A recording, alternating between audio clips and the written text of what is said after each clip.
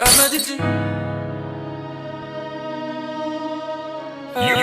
rocking with the best.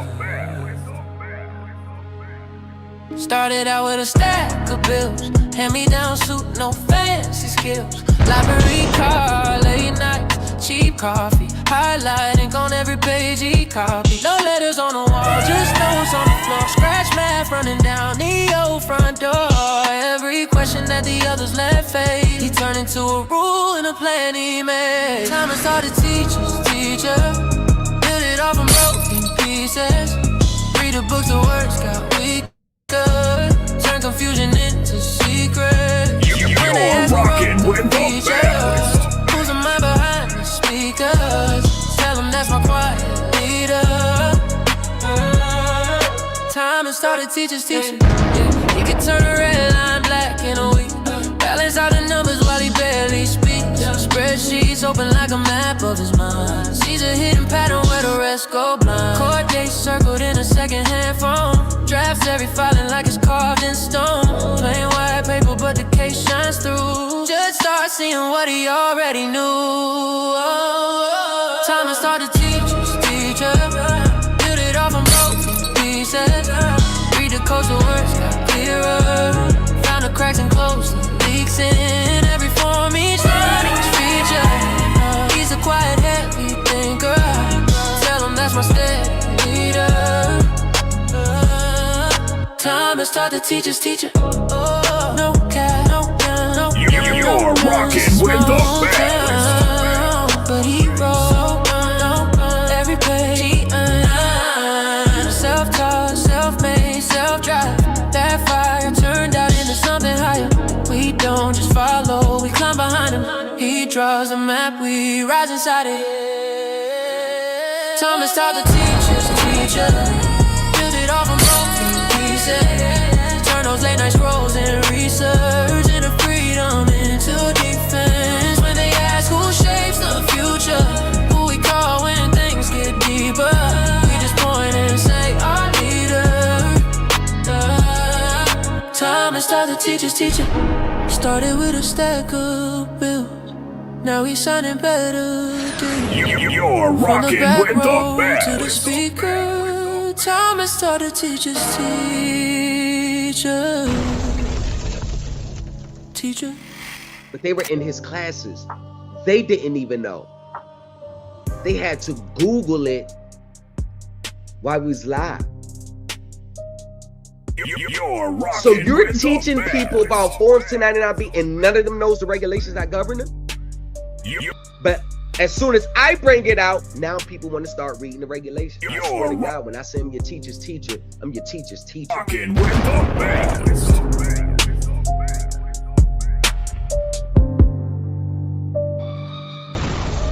The question is, if all these gurus on social media got the sauce, why aren't they attracting professionals? Professionals in those fields where they could come back and be like, yeah, what he's saying is absolutely right. None of them got professionals behind them, so it's all a theory. It's a belief system. That's all it is. They ain't got no professional they could be like, yo, you're right. None of them. They don't give a damn about what, someone on TikTok and social media. It is that I want to tell the class and whoever that's listening is that if you pay attention to the things that he teaches in this class and start taking notes, do your homework. You know, he can only lead a horse to water, but he can't make it drink. You have to drink yourself. Missed 85% of the classes and stuff, but I had the core things and the core principles down, and I read whatever he put out there. I throw it on my iPad and just start scrolling and reading. Who securitize their contracts or receivables, why is it that all of them follow the same so-called rules? They all use the same script. They all file the same form.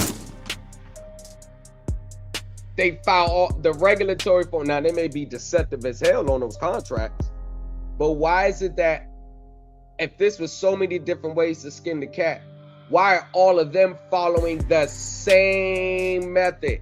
If it was 20 different ways to skin the cat, why is all of them following? That's my teacher's teacher. That's my teacher's teacher, my God. He's a genius. Finance. Court filings. He really got the ball rolling. Hey. You're rocking He with don't the have no best. background, it's all self-taught.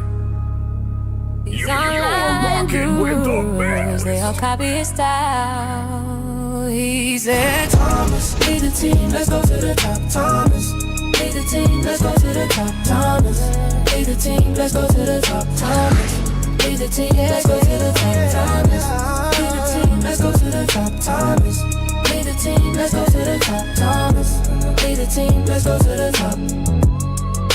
Oh. Welcome to the New Culture Empire live stream broadcasting live on YouTube.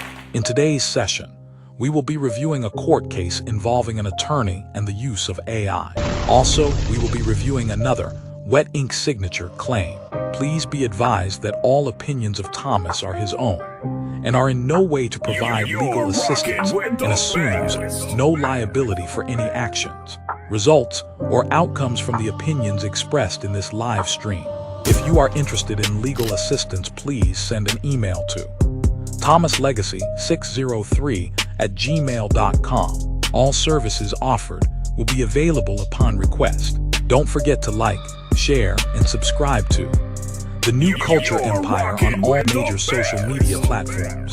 And don't forget to subscribe to the new channel, Drama News, exclusively on YouTube.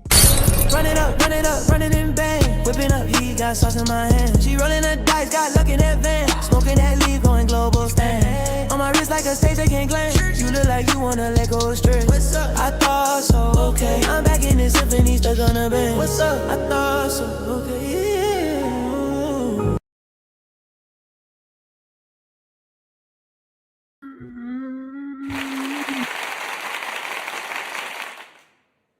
Yeah. We are in the building, and You're rocking with the best.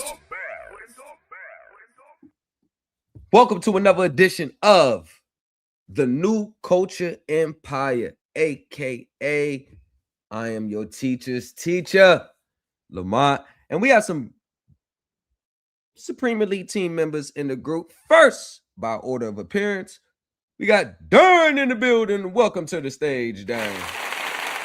Yo, what up? And next, we got Big Kev from Omaha, Nebraska. In the building. What's up, Kev? Welcome to the Supreme Elite team. New Culture Empire. What's going on, y'all? What is the word? What's the word? What's the news? What's the news? Facebook. I know. Family members. Mhm. Friends, family. This is my first time ever streaming from the New Culture Empire on Facebook. Now, I know I've been a mystery for 4 years since I came home. I got a lot of questions. Yo, what you been to? What you do? What you be doing? And then I've been tight-lipped. Family members. I know I haven't disclosed any to a lot of y'all, but today the curtain is going. I'm gonna peel the curtain back a little bit. Now, you're gonna look at this thumbnail, and I was supposed to be debating a young fella on Facebook by the name of Alan Naji, Naji. And Alan Naji, he's a person on Facebook that I see a lot of his posts, and I would comment on his posts. And I would try to tell him that a lot of things that he's posting, yes, was good law 15 years ago. But the courts have changed how they view these things in the past 15 years. Now, we got into a back and forth yesterday, and I made a particular story in which a court case in which he immediately jumped in my private message. And one of the things that I realized about Alan Najee that 1 second, ladies and gentlemen.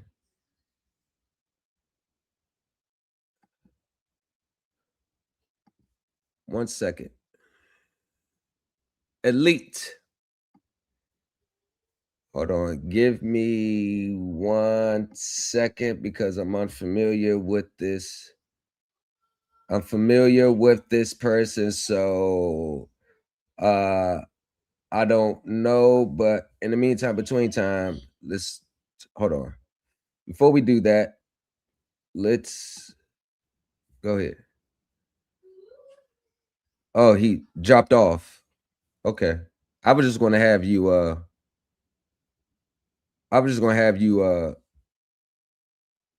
announce yourself, but you had dropped off. Elite. Whoever you was, if you can say your name in the chat, I will let you up. I will let you up.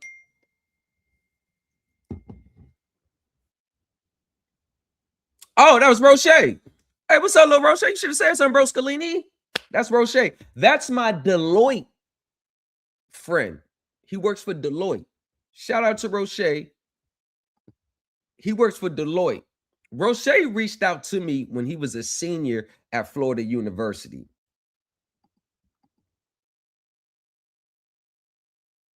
I'm so proud of this brother. I'm so proud of this brother.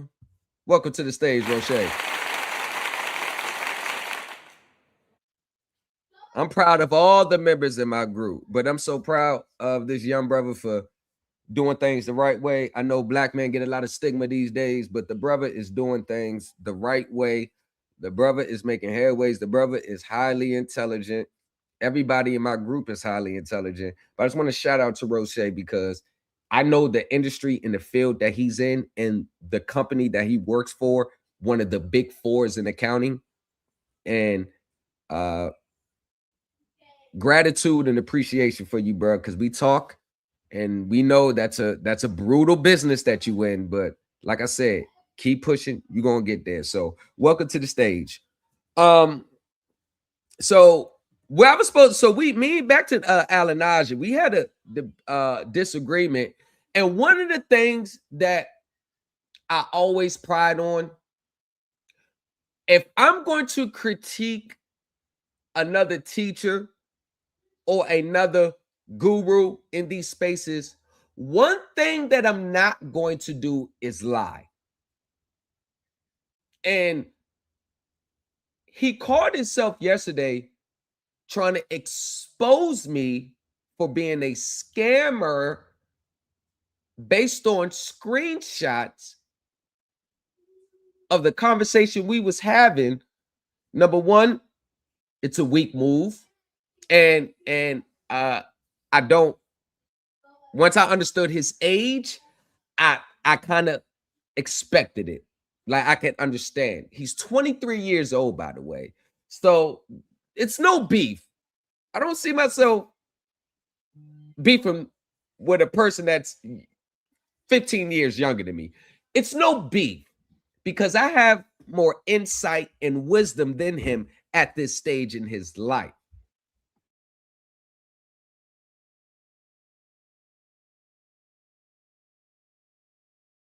And yeah, and I understand where he's at, and we're going to get into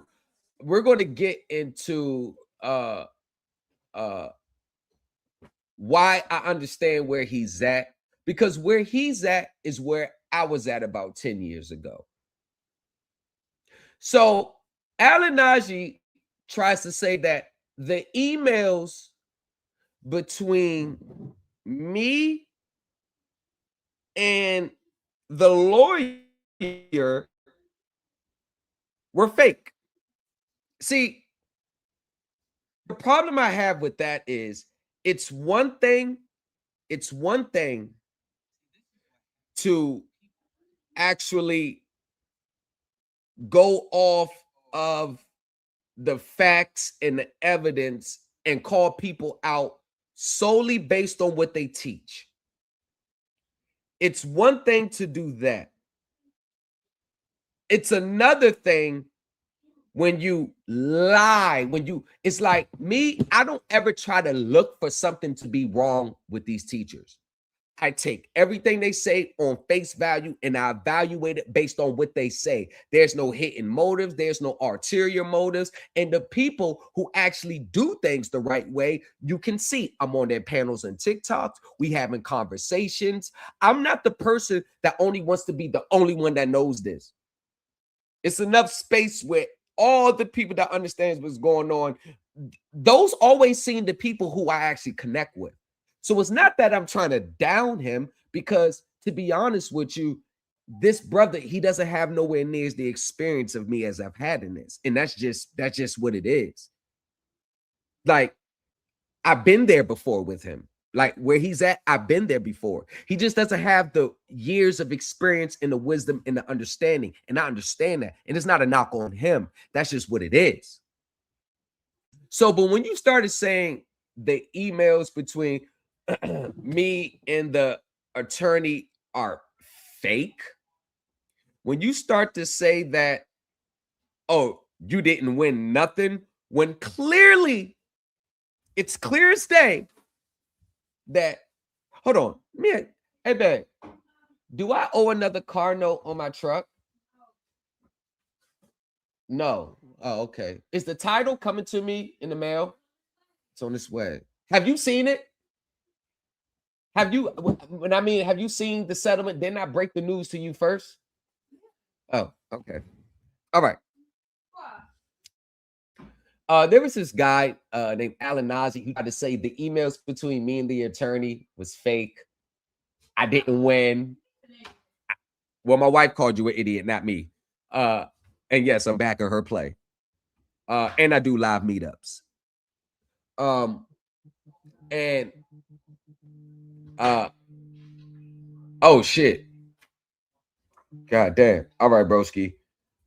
And the thing about that is when you start to look for something to be wrong, but then you're asking for someone to supply you case law, in which case law you were already supposed to know.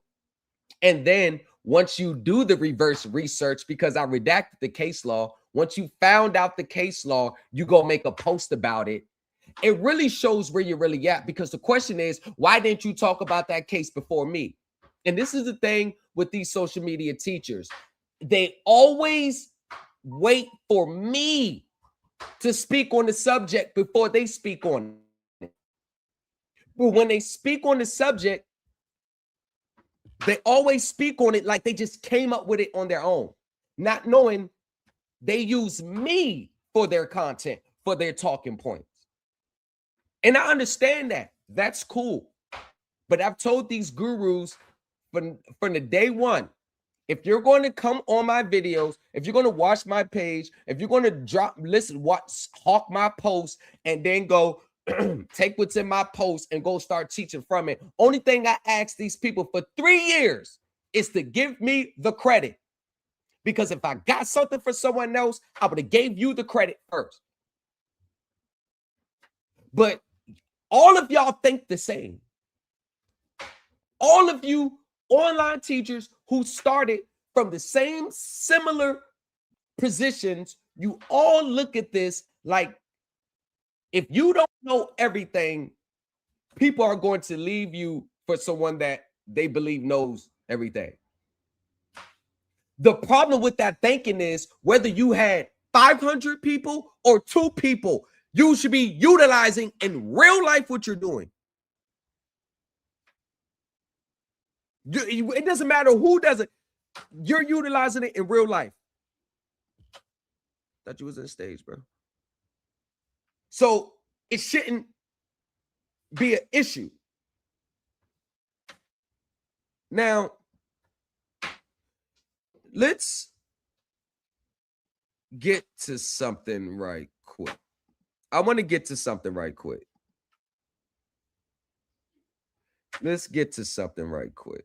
Let's see, this is what happens with people, right? They'll get a little credit card arbitration, right? They'll get a little credit card arbitration. Now they think they can step with the big dogs in autos and mortgages. Credit card. Ooh, Najee, you got a credit card settlement. Woo! What about a mortgage and auto? So, oh, hold on. You see that? He works for Saul. Jeff.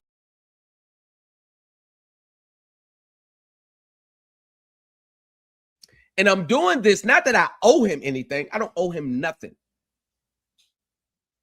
But when you go make public posts and you post it on your page and you don't walk it back, knowing that you're lying, that is what I don't respect. Knowing that you're lying. And you are so immature to just be like, yeah, you right. Because the members in my group know that title's coming to me. I showed my family member. They know the title's coming to me. I can't post the full terms of the settlement agreement online because it's confidential. Darren, do you, in your personal opinion, from what you saw today, Darren Thomas, my family member. Yes, sir. Is the title coming to me, yes or no? And you could be 100% honest. Be honest with the people. No, yeah, it's coming. Okay. For sure. Okay. That's and when you start to look for people to be wrong and look for ways to discredit them, this is when you set yourself in a trap. Because I never look for people to be wrong. I never look for people to be wrong. I judge based off what they say and what they put out. The problem is rookies and people that are calling themselves teachers, they can't stand criticism. They can't stand critique. They can't stand anybody telling them anything different from what they believe. And this is why they will never win consistently long term, because you have to have thick skin and you got to be able to stand a straightener. You thought I was actually trying to expose you that you don't know what you're talking about?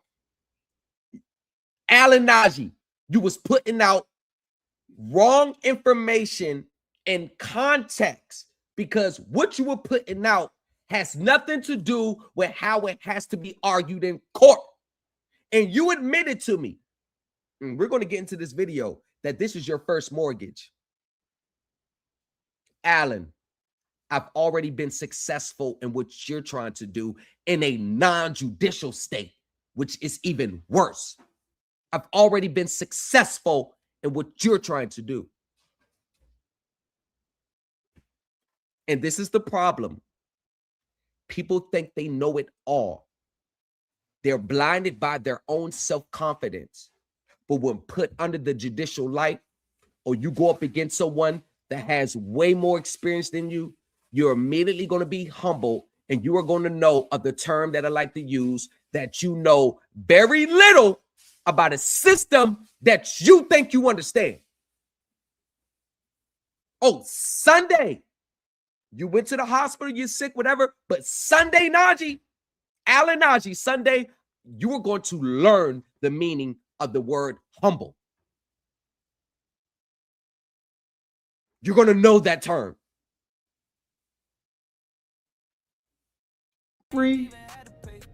Gamble and Saul. And Najee, he will eat your ass alive in court. As a matter of fact, let's do it even better. Let's do it even better. I can't really talk about the confidential settlement.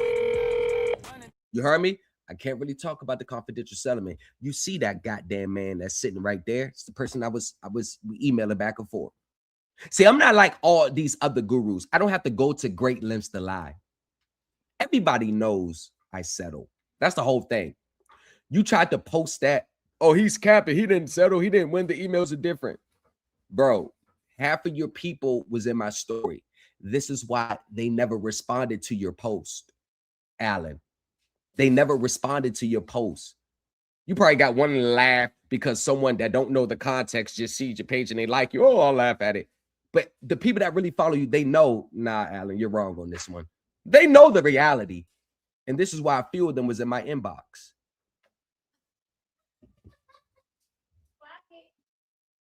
Oh, yeah, a few of your people, Alan, are already in my inbox.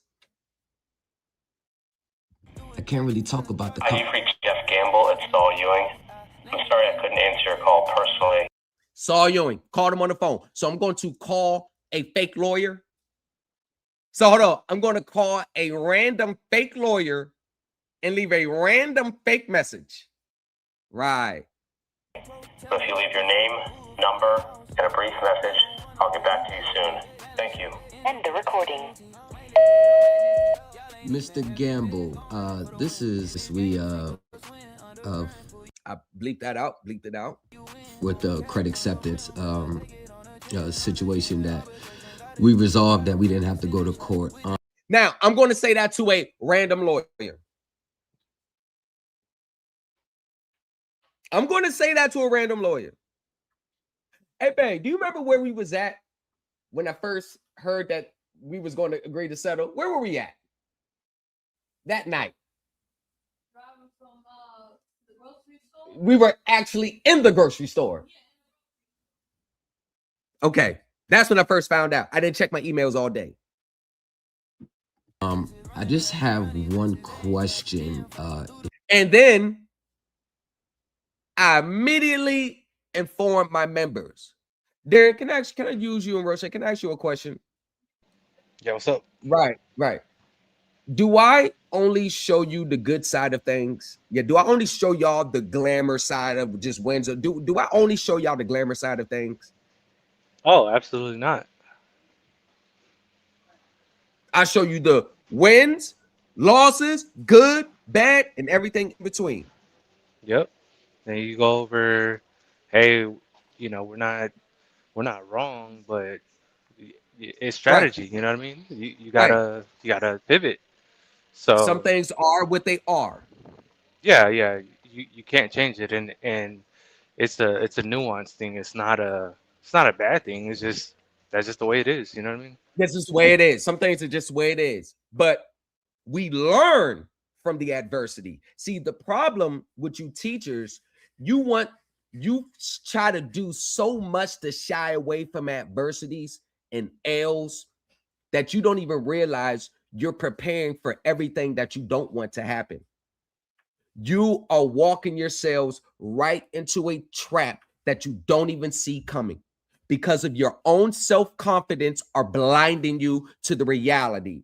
What you know about a mortgage has nothing to do when it gets to court in the arguments. It's a whole different ball game. I don't care if you know securitization, accounting, it was sold multiple times, wet ink signature, the investors, none of that matters. Want to know why I say don't matter? Because the procedure and the arguments and the timing and the rules govern. And I'm going to tell you this. If you are representing a party that's already in default, being sued, in a non-judicial state, well, being foreclosed on, go and try to bring a lawsuit in many jurisdictions. Once you get noticed that they're trying to sell your house in a non-judicial state, go and try to bring a lawsuit. Go and try to bring a preemptive lawsuit. Go ahead. In a non-judicial state, go and try to bring a preemptive lawsuit while they're in the process of taking your home. Go bring a lawsuit and watch what happens. And this is what I'm saying. I don't know mortgages. I don't know autos, credit cards, debt buyers. I understand the system. If you can give me a call back at 59. If you can give me a call back, I just have a question about the title. Just one simple question. If you can give me a call back at your earliest convenience. Thank you. As you can see, read my bio. This is a real attorney. It's in the email. That's at the bottom of all the emails when you send. Not the emails.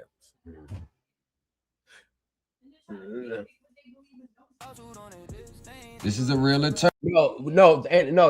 You're missing. The problem is, I won't tell them what's going on so they can run back and post on their page like they're so much smarter than what they really are. That's the real problem here. He was mad that I wouldn't give him the cases. But what he doesn't realize, I have over 180 cases, federal and state, dealing with mortgages. So the little cases that he's researching on, he don't know. When it comes times for the debate, I'm going to throw another 20 at you that you better be prepared for. To counter every single one of the cases that you may want to cite. And you better not cite them 2010 to 2015. But once again, every mortgage is going to be decided on their own set of circumstances and facts. And if you're already in default and you're already being foreclosed on, the hill got steeper. You better know how to argue it. Teachers are so focused on knowledge and what's going on. They don't understand that your knowledge and what's going on has nothing to do with court arguments. Attorney, dismissal that was filed with the court. So ordered, stipulation of dismissal filed by credit acceptance. What do we have here? Settlement agreement. What do you see here? For settlement purposes only, not admissible in judicial proceedings for the federal rules of evidence. What do you have here? The confidential settlement agreement. Of course it's going to be blocked out. Why wouldn't I have it blocked out? They're like I don't listen. You think I got to prove everything every 5 seconds to you? Every little single detail? There's a lot of things that I've gotten so much. Y'all don't ever see the light of day of it online. The only people who sees everything unadulterated, and my own members haven't even seen this. There's only one person who's seen this confidential settlement. That's my wife. My own group members haven't seen this because I know how to honor deals. And about to see, I can at least show you that it was signed. Let me guess, that's fabricated too. See, it's so effortless with me. I don't have to make up these documents like they're making up fake orders online, especially on TikTok now. See, I don't have to do that because my reality just speaks for me. It's so much easier for me because my reality speaks for me. And you want to know why it's like this? It's not because I know a process. It's not because I got a process for someone, because I spent almost 15 years learning and studying the system. Have 24 years of in-court experience. In and out of courtrooms for 24 years. I have in-court experience. A lot of things you're going to have to learn off experience. And got another one on the way. Actually, we got 3 more on the way. They're going to be sick to their stomachs. We got 3 more coming down the pipe. They're going to be sick to their stomachs. And check the docket sheet on those too. Oh, by the way, Do y'all see the red stuff at the bottom when you know it's coming from a professional? Darren, have you gotten emails from an attorney before? If you Absolutely. does it have like some like similar like external, it's some similar Yep. verbiage? Okay. As a not a letterhead, but like a footer, like official Right. email from Right. Like official email XYZ. from the attorney.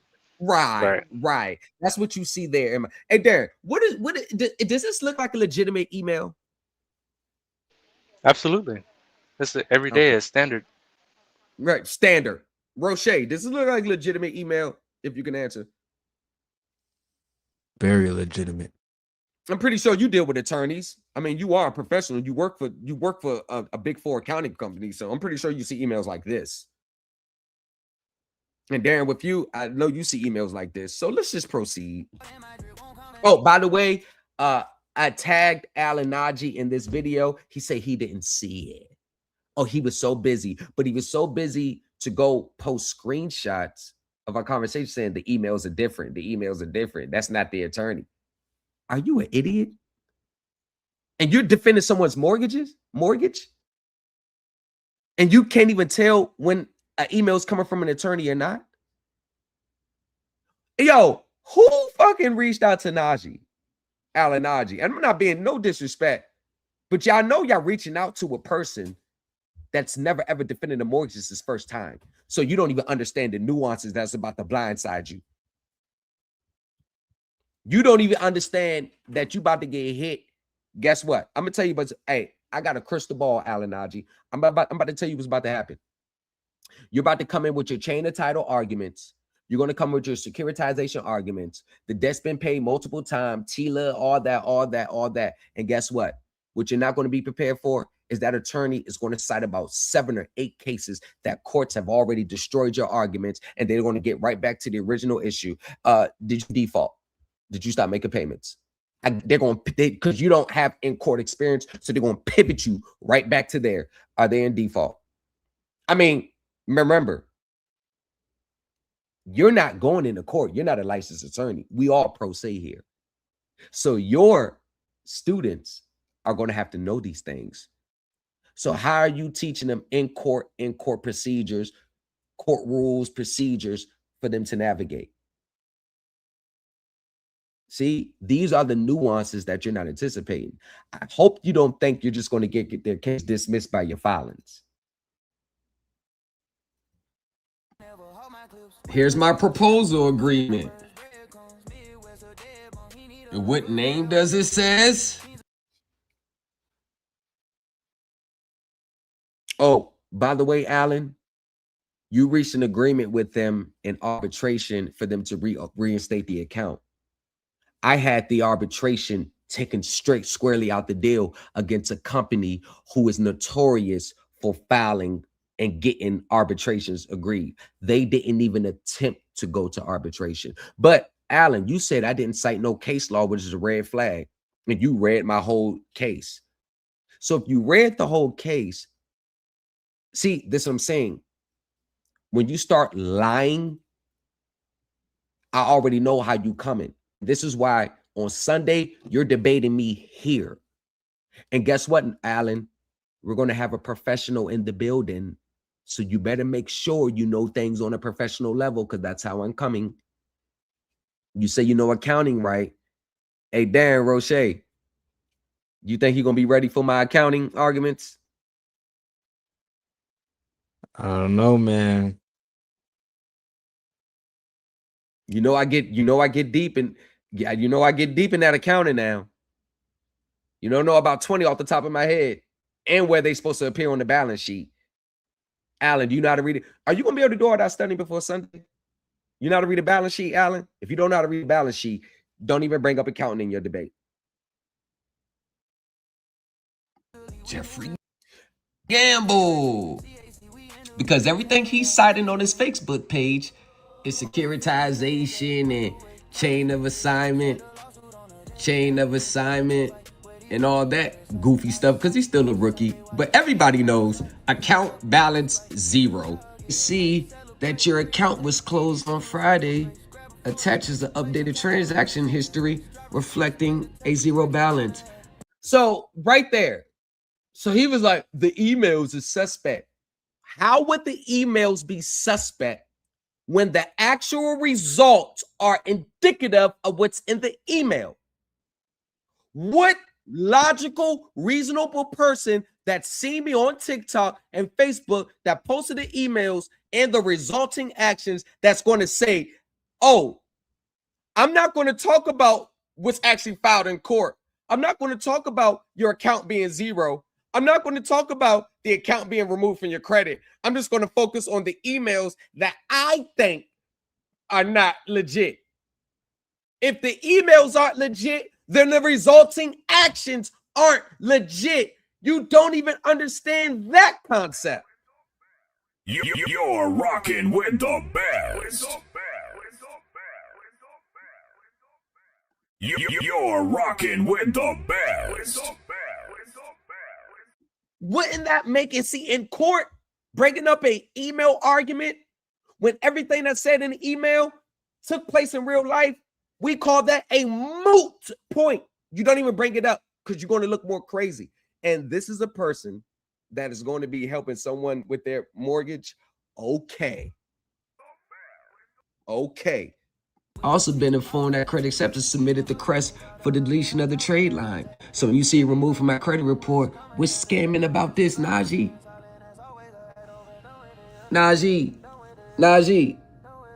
Look, Najee. As of February 2nd, 2026, Najee, what you about to expose, Najee? Remain in balance. What happens when the about Right there. What are you exposing? Oh, the emails are not legit. What about the account being zero? What about everything in the emails that's like lining up with what's actually happened? Oh, I ain't gonna say nothing about that. And then you've been sending me private messages. And I asked you like a man to walk back those lies. I'm not telling you not to have your opinion, but I'm telling you to walk back the lies because I don't lie.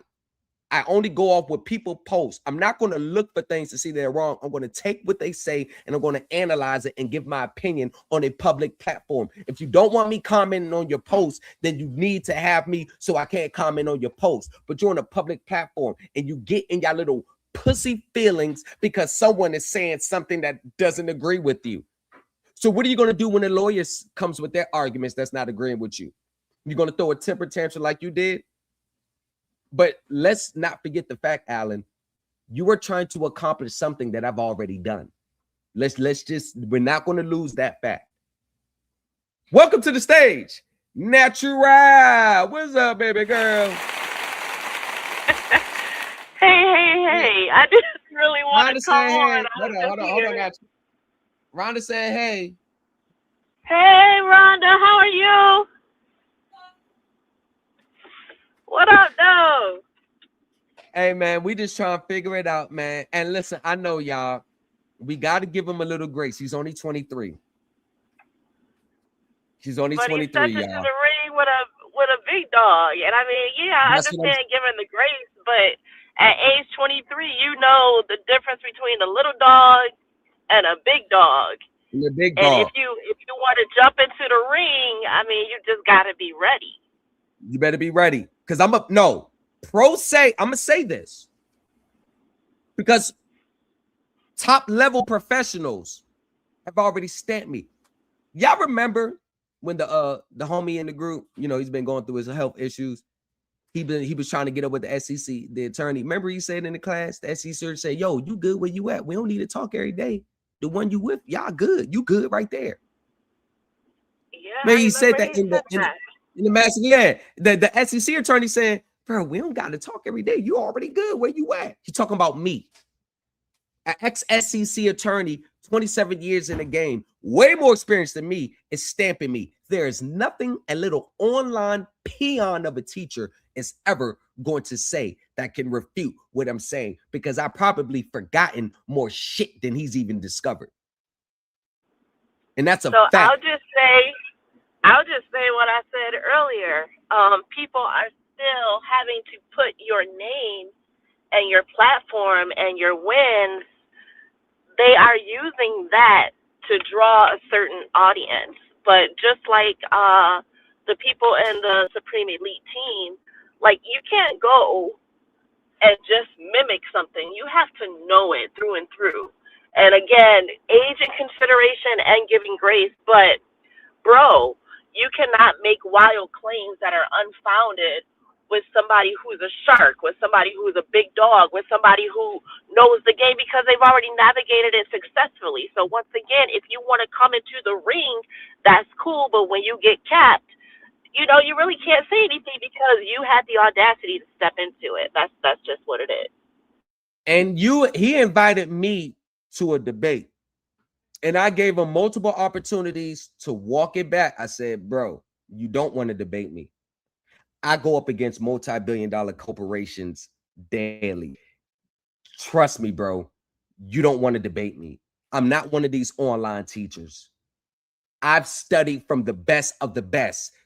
The best of the best are my mentors. You don't want to debate me, bro. I'm telling you, everything that you think you know, I've already been there, done that. We're on a totally different level. But since you want to do it, and since I've already been successful in what you're trying to accomplish, and since I'm the one that has the receipts, and since you called me out, and since you made lies that are not true, you're going to debate me on my turf. I'm the A side of this debate. You're the B side. You have no receipts and mortgages that would make me want to come to your side. We're going to debate Sunday, but you're going to get the link, and you can bring up to 2 people, like I said, and y'all can come on this side. And we're going to have a moderator. I'm going to send you my proposed instructions. You can send me your proposed, and we can agree on the terms, and we're going to let it get it done. But what we're not going to be, let me just let you know this right now. This is not going to be an underlying seminar. This is not going to be where I tell you the right way. This is not going to be where you're secretly trying to take notes on what I know. It's not going to be it. I'm telling you that right now. But you'll get the details in the proposed instructions, because what I'm not going to do is secretly teach you like what you really want me to do. And just like what many of these online gurus want me to do. Y'all think I don't know me, like, well, if it's wrong, show me it's right. Why? I already know what you about to do. You about to go take it and start teaching like you came up with it all on your own. When the balance gets to 0. Mr. Gamble, thank you for the update to CSC. I appreciate their swift movement. Thank you. That's my response, by the way. Oh, I'm attaching the dismissal. I'm attaching the stipulation of dismissal to be filed in accordance with the settlement agreement. It looks like, if it looks accepted, please confirm that we may sign and file the attached on your behalf. That sounds like a real lawyer. They use different languages. Every time I was talking, he used the technical lawyer terms. This not no. But you know what I've noticed? Ever since I came with my settlement,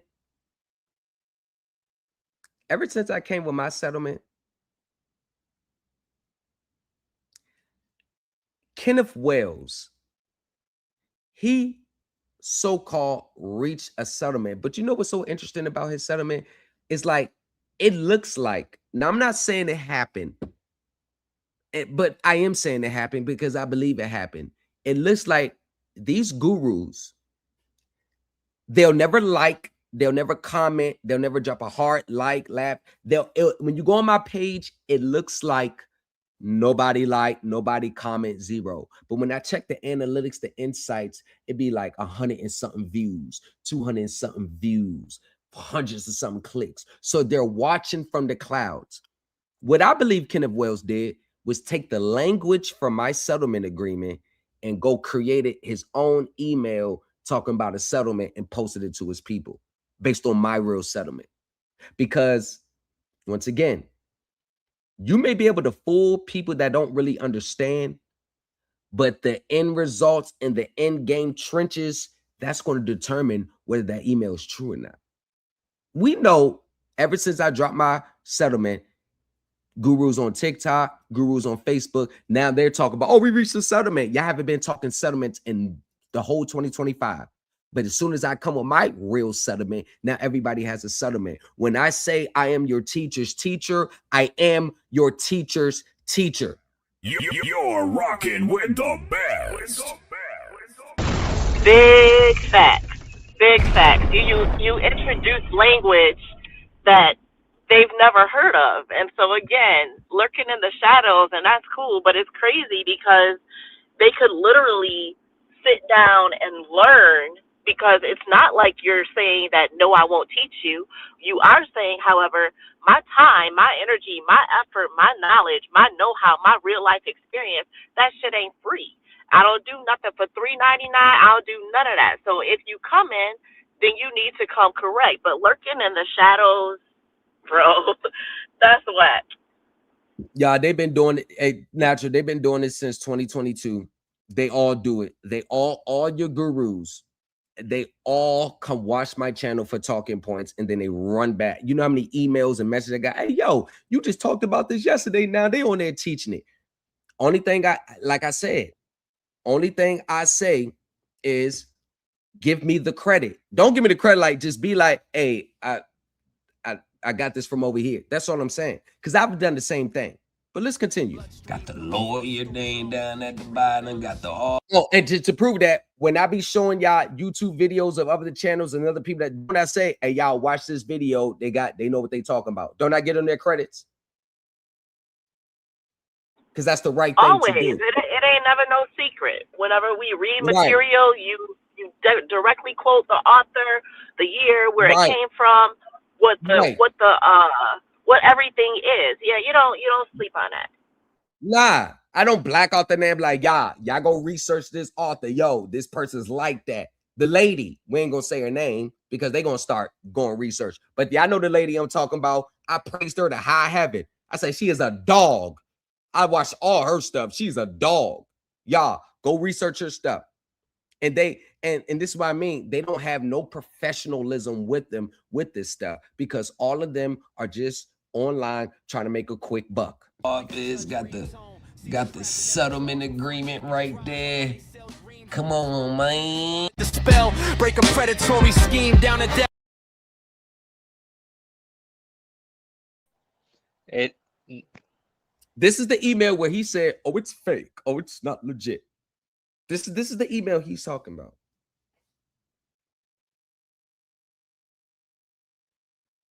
Oh, it's different from this. Oh, it's not sent.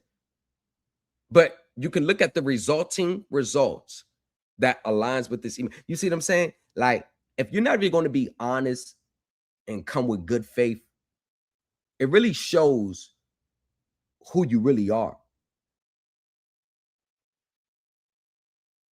You got that arbitration agreement with them to drop the suit, and they reinstate your line of credit, Alan Najee, in 2022. Congratulations. But autos and mortgages are big boy leagues. This ain't arbitration. You're dealing with a foreclosure. You better know what you're doing. And from what you post, you don't understand the nuances of court. Only thing I ask, win, lose, or draw, Alan, just don't disappear and stop talking about the case like the rest of them do. Or don't say the courts are scam, it's conspiracy. If you lose, take that L on the chin. That's all I ask. Don't try to spin the narrative. Just say, hey, I lost. Because we know you're not going to do it. We know you're going to spin a narrative, because you're no more different than the rest of them who think they know everything. But you know very little about a system that you think you understand. You wanted to say something, Darren? Yeah, no, I was gonna say a lot of the information we go over, it's vetted. It's not just, oh, here's a link from XYZ, or I mean, the stuff is heavily researched, and a lot of times when nuanced information, it's is discovered in research. It's not a knock to you because you didn't know. It's just you're not doing your research on, or you're not looking up more than just one citation or more than one article. So it shows in your documentation and the things that you talk about when you don't connect those nuances. And I think that's the big discrepancy with a lot of these people online is they read one article or one court case, and all of a sudden they know everything about securitization or everything about mortgages. Or I mean, it's a highly complex system that you Right. can't just read one article and be like, oh yeah, I know it. Let me shoot me $1,500 and I'll do this or I'll do Right. that. And it doesn't Right. happen that way. That's And what they do. it's not a knock to anybody. It doesn't happen that way. Like, attorneys go to school for long periods of time, and even after school they still have to research, they still have to hire paralegals that have some type of schooling. So it doesn't happen that way. You know what I mean? Right. And like I said, y'all, court 24 years experience, 14 years of intense studying. I didn't just read something. Oh, I'm ready to go. I had to go through the fire, had to go through the ringer on the criminal and civil side. I've been through the bar battle school. So I'm telling you, I wasn't hired fresh out the feds from a law firm as a paralegal for nothing. They see my work. One thing about me as pro se, I am a master case researcher. I am a master strategist and styling a motion and painting the picture. I am a master at it from a pro se litigant stage. I make corporations tap out. Decimal hell, securitization flow. Turn a contract to a bond chain. He can trace the money trail backwards in a rainstorm. Same lane, receipts in the briefcase. Dates, times, bank names. You bring vibes to the courtroom. He bring numbers and case names. Let me guess, that's fake too. That's fake. Count closed, it's fake. That's fake. That's not real. That's not real.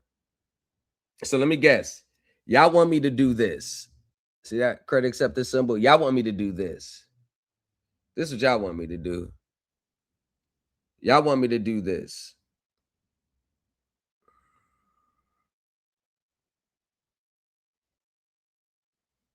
This is what y'all want.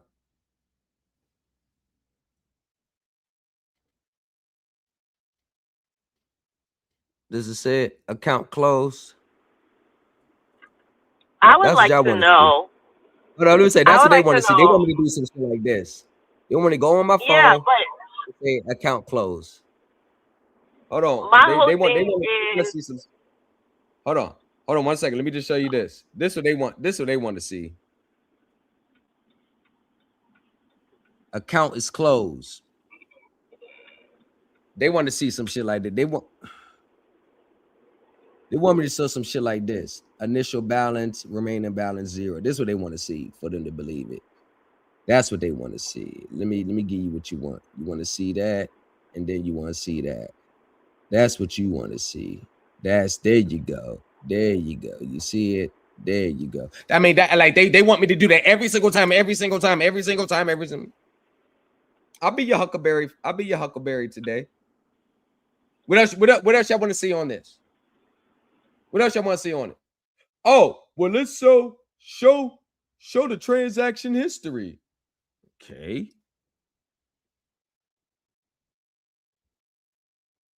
See that negative? That's the big boy negative. Wave principal. That's what they want to see. They want to see took it all off. Took it. I mean, that's what that's what, like. I'm not telling the truth, but them they ain't got to show nothing. Just believe. Because everybody else, you just got to believe. Notice that, right? You got to believe. You got to believe. And I was wondering, why was Alan Najee always posting shit about mortgages more? Yo, I think I found the last. This is it. But when I read it from a professional standpoint, see, that's the thing. They think everybody that comes on their channel doesn't know as much as them. So they don't really know how to deal with someone that knows more than them. So I was looking and say, why the hell? It's like it seems like he's trying to convince everybody he knows what he's talking about. It's like he's trying to convince himself. It's like he's looking for everybody to be like, yeah, you're right, that's it, yeah. Now he's looking for the fire emojis in the chat, the hearts, the likes, the like, all right, this is the right way. You know, when I want to get something confirmed, I'm sure, I call a professional up. I schedule a meeting with the professional, or I get my friend to go ask the professional a question. It's like you like, not Ali, like you got to go to Facebook to get yourself hyped up. I don't have to do that. That's why I knew that you was a rookie just by in the terms of your talking when you would post this stuff. Told you, when you're dealing with someone that knows this shit, 2.5 seconds to know whether you really that or not. Go ahead, Natural. I was just wondering, like, what is their basis when they say yours is fake? What do they have to compare it to? What is the document that they have that's authentic and original and comes from said creditor that says, okay, this is what's real, and so if it doesn't look like this, then it's fake. I don't see anybody, and granted, I'm not in the spaces. I don't be checking for nobody else. Like, I have found my home with Supreme Elite Team. Like, that's just it. But I'm saying, if you, again, are going to make You're these rocking claims, with you can't just do it hot air running out of your mouth. You need to say, this is what's authentic. This is what it looks like. This is what it contains.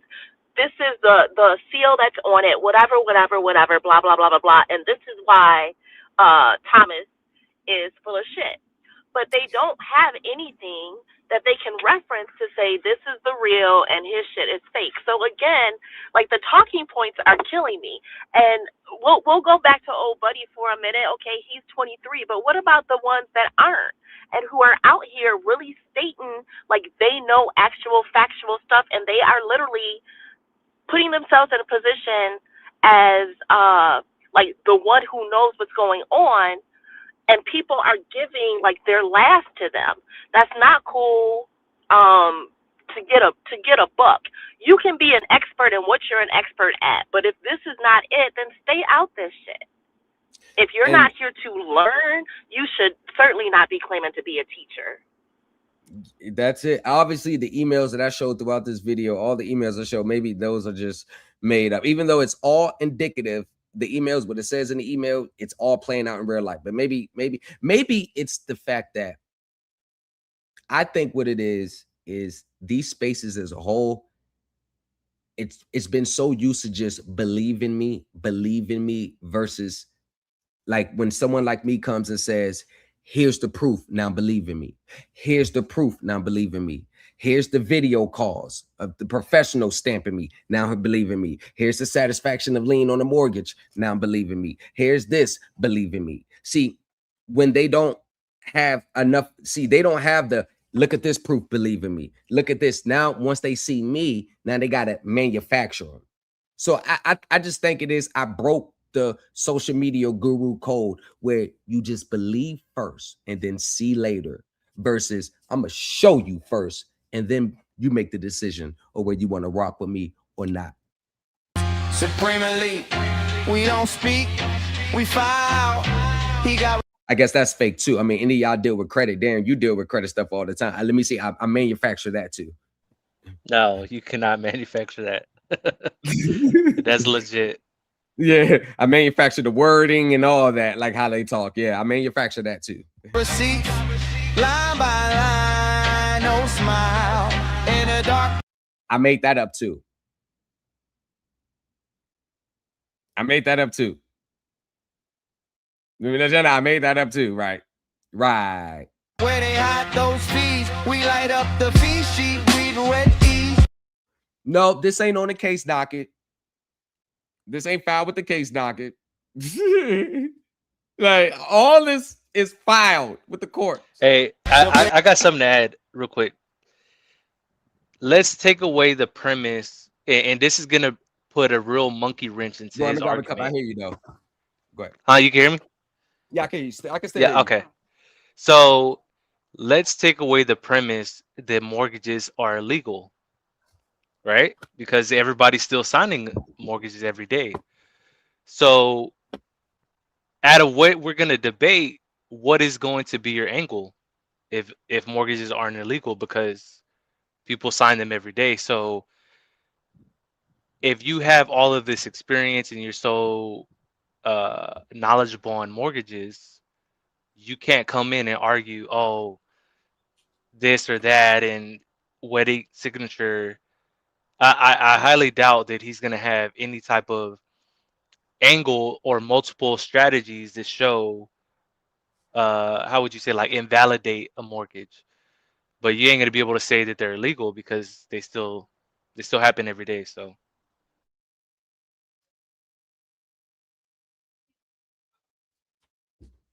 Okay, so the thing about that is, I believe that the problem is that they're so focused on trying to uncover fraud and securitization. But the problem that they don't understand is securitization is not illegal. It's right. regulated. It's regulated by the FDIC, it's regulated by all these governmental agencies. So securitization itself is not legal. And especially when you're in default and you're being foreclosed on, you trying to use securitization as a defense. There was a small window when the courts allowed it. They don't allow it like that anymore. And the only cases and when you can raise it in a non-judicial state is after the foreclosure sale. In many jurisdictions, especially California, you can't even file a suit to even stop a foreclosure in a non-judicial state. You have to come file a suit after the sale, after they kick you out. But he's going to go back and watch and do his research and try to, this is something new he didn't know. This is what I'm saying. Like we was debating tonight. Like I don't have to do any research. Like I wouldn't have to do any research. I mean, if I was debating an ex-Fed inmate that been down for 25 years, that studied financing, hey, yeah, I ain't gonna lie, it's a Premier League team. I'd be like, yo, hold on. Let me go back to the drawing board. Let me tighten up. Y'all don't talk to me for 2 days. Let me tighten up. Because them old head fake, the gurus I came up under, what? The best. You talking about what? You're rocking with the best. Mop the floor with the government. These are people I've come up under. But you see, the burden of proof is on him because this is his first time. You know what I mean? There's nothing for you to invalidate because you've already done it. So what's the argument? What are we debating? You see what I'm saying? Like, right, that's what I'm saying. Like he asked so me for a live debate. Right. So when you go up against someone that's a titan that knows everything, we're not debating about whether a mortgage is legal or not. Right. You know what I mean? It's beyond that. You can't tell me about anything about a mortgage in a non-judicial state. I was successful the hardest. So how the hell you gonna debate me about a mortgage, and you ain't even reached the mountaintop? You see the false sense of confidence, but we're gonna get into the legal definition for these things. New culture decree, so when I ask people,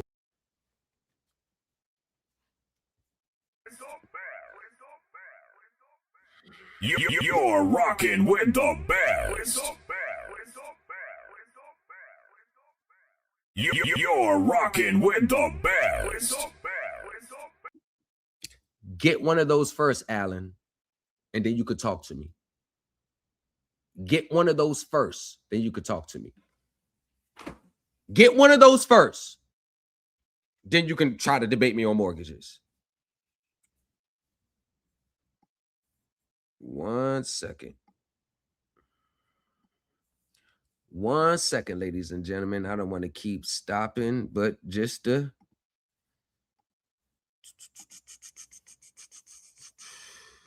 What was that? What is anything show? Is this showing up satisfied on her mortgage account? This is called power of attorney over the account, so I can make the call on my behalf, on her behalf. I haven't even pulled that side. Give me just a moment. That's just dinner one. Oh, okay. Oh, yes, ma'am. Just a moment here.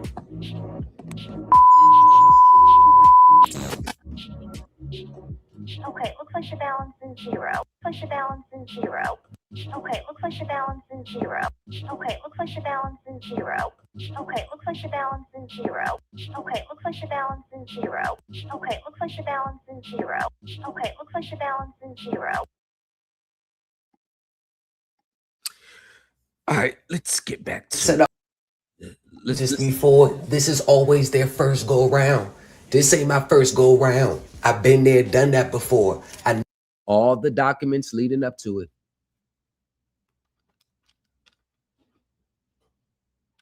And you know what the problem is with a lot of people? They would rather not see anybody with results, because seeing someone with results really puts their real knowledge and perspectives in perspective. Like, they don't really want to see a person with results if they think you can get it done a different way. I'm telling you all, like I've been saying, there's only one way to win a mortgage. All y'all theory is only one way. It's only one way. I want to hear about your theories. It's only one way to win a mortgage. It's only one way.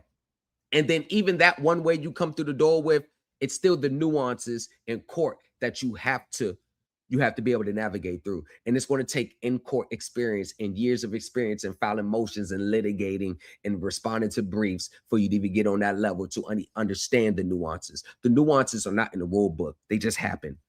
The more you experience court, the more you understand it. Nobody can teach you it. Nobody can teach you how to prepare for nuances unless you've already been through the nuances, so you can tell your students what to look for and already counter that before it becomes a problem for you. Know how it goes. I got over 100 cases on how to win and 80 cases on how people lose. And I got professionals that work for behind the scenes on this stuff with Fannie Mae, Freddie Mac. So I can show you a satisfaction of lien. I ain't to credit cards yet. More. The purpose of this letter is to confirm that the foreclosure sale of the above mentioned property previously scheduled for August 1st, 2023 was canceled. And y'all remember Natural? I think you were Roche. Oh yeah, Darren, I think you wasn't here yet. Roche, you definitely wasn't here. My client's cousin actually worked for this office. And they was on the phone with Navy Federal. And she said it was about 8 lawyers in the office going over my documents that you just seen. And they called the president and was like, yo, what the hell is going on? How did it get here? It was in August, cancel. They put it back for sale in October, cancel. November, satisfaction of lien.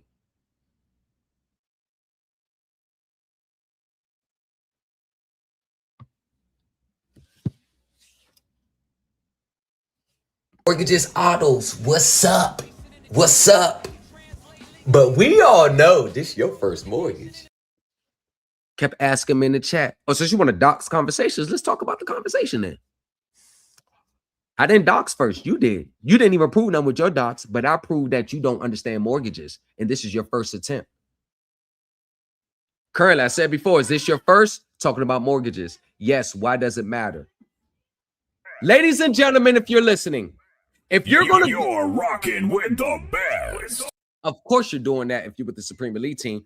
But if you had me and then you had Alan, who would you want to represent you on your mortgage? If you're watching, you don't want to comment, you're watching in the cloud, y'all, please just put it in the chat. Someone who's got 15 years of in court, 24 years of just being in court overall, and who's been successful before in a non-judicial state. We ain't talking about they got to sue you in court for the foreclosure because I scalps them left and right. We talking about a non-judicial. So if you're in a judicial state, it's even easier. I can really show out. Who would you want to really represent you? Someone who's already been successful or someone this is their first time? And this is what I'm saying. You know, Alan, I'm just being honest, bro. You know very little about what you think you understand. What you think, your knowledge, I'm telling you, it's a totally different ball game. It don't always play out that way. It don't. You think it's going to play out the way you see it in your head. You're not even preparing for the end arounds and the nuances. And these lawyers are going to attack hard. All you teachers load up on the very first presentment. As soon as you don't get the dismissal on the very first presentment, y'all Fish out of water. Every single one of you. You don't know what success feels like. You gambling. You gambling, little buddy. You better know everything you've been posting on your page. I got case law to say. You can't make those arguments anymore. It's not 2011, 2012. It's 2026. And then he was like, oh, why is it different fonts? It's different emails. The emails are different. Jeffrey Gamble, CAC attorney. There's a global outage with Microsoft Outlook, the email server we use at work. I'm going to try to push it through using another email service, but it may not come through until the issue is resolved. So if you see the different emails between me and him, this is why. Smart guy. Smart guy. You know it all. Ain't argue a mortgage a day in his life at 23 years old, but he got the keys to life. Okay. Know it's going to be different emails. They had a problem with their Outlook, so they go to another email, but it's from the same attorney. It's from the same attorney. You see what I say? Never got the email, sir. Never got the email, sir. And he resolved. I said, okay, my apologies. See, one thing about I'm armored truck. Every time they try to take shots at me, it just bounce off because even the person with just a little bit of intelligence knows, nah, this nigga, he legit. Like, nah, he's confirming too. It's been consistent with him. He's legit. Nah, he's legit. We even his own people didn't buy it. His own people didn't buy what he was saying. Ain't nobody comment on it because all his people was in my stories. Everything you see right here was in my stories. They didn't even buy it. He tried to get them to be like, they didn't even buy it. I said, damn, anybody comment? I told him, I said, damn, you ain't get no comments. And me getting the full title within 30 days of settlement is Google to me. Good morning, Mr. Thomas. Look at the language. In the settlement agreement.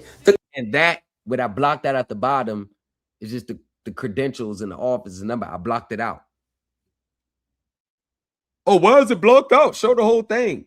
The fuck you want to see the blocked out? It's right there. It's like there. Confidential. I can't show it to you, but I best believe I'll show you the title. I best believe as soon as I get the title, I'll show you the title now. And let me tell you something. This is why I say he said he was successful in the auto before, but never showed it. The only thing he showed was this case when they dismissed the arbitration and reopened his account. We don't know the context. We don't know the story behind it. We don't know nothing. But he said that he had my whole case, but I didn't cite no case law, but he has my whole case. Okay. Throughout my whole course of my litigation to put my motion together, we actually held classes on it in the Supreme League team group. Darren, is it true from what you've seen with your own eyes? I don't want you to agree with me. I just don't want you to say yes because you're saying yes. If I'm wrong, then I guess you'll put me on blast and I'll accept it because and I have to know. I have to accept it because I shouldn't be lying anyway. Darren, with your own eyes, do I or do I not cite case law with any of my filings? Absolutely. That's everything that we start from is case law. Like you got he tried to attack the foundation of what I teach. One of the pillars. I think one of your filings you had like, was it like 15 or 20 something? Because it was like bam, bam, bam, bam. Oh, at this point, bam, bam, bam. I'm like, is this from what you've seen? No, yeah, no, this is what I seen with my eyes. Is we went over it and it was blah blah blah blah blah, bam, blah blah blah, bam, bam, bam. Reference, bam, bam. Like, so geez. every argument you're trying to say. So let me summarize it. So for every little argument I made, I had case law to support it. Oh, absolutely, absolutely, okay. without a doubt. Okay. Reference this case, and in this case, bam, and this and bam. Like, man, I don't know, man. I don't. Hey, listen. This ain't no young whippersnapper. I'll tell you that. No, I'm definitely not one of these newbies.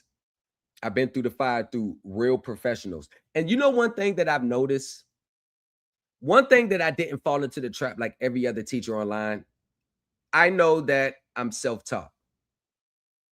And I do realize that when you're self-taught and don't have the experience and the professional background, I know that your interpretation, you may think it's right, but in the eyes of the judicial system, since you can't see that far because you don't have the experience, you can actually be wrong. And I always told the group, I always wanted to protect myself for moving solely off what I thought was true. I'm an outlier because everything that I used was instinct, what felt right. It just so happened to be confirmed as true by the professionals. But in the process of that, I just didn't read something one time and it confirms with my belief system. Then I go. I read opposing views. I read people that saw something different. I went from the professionals, lawyers. Y'all know the law reviews. I got about 8 or different opinions on one subject. And then from there, I said, okay, I believe it's this way. And then the professionals always confirmed it.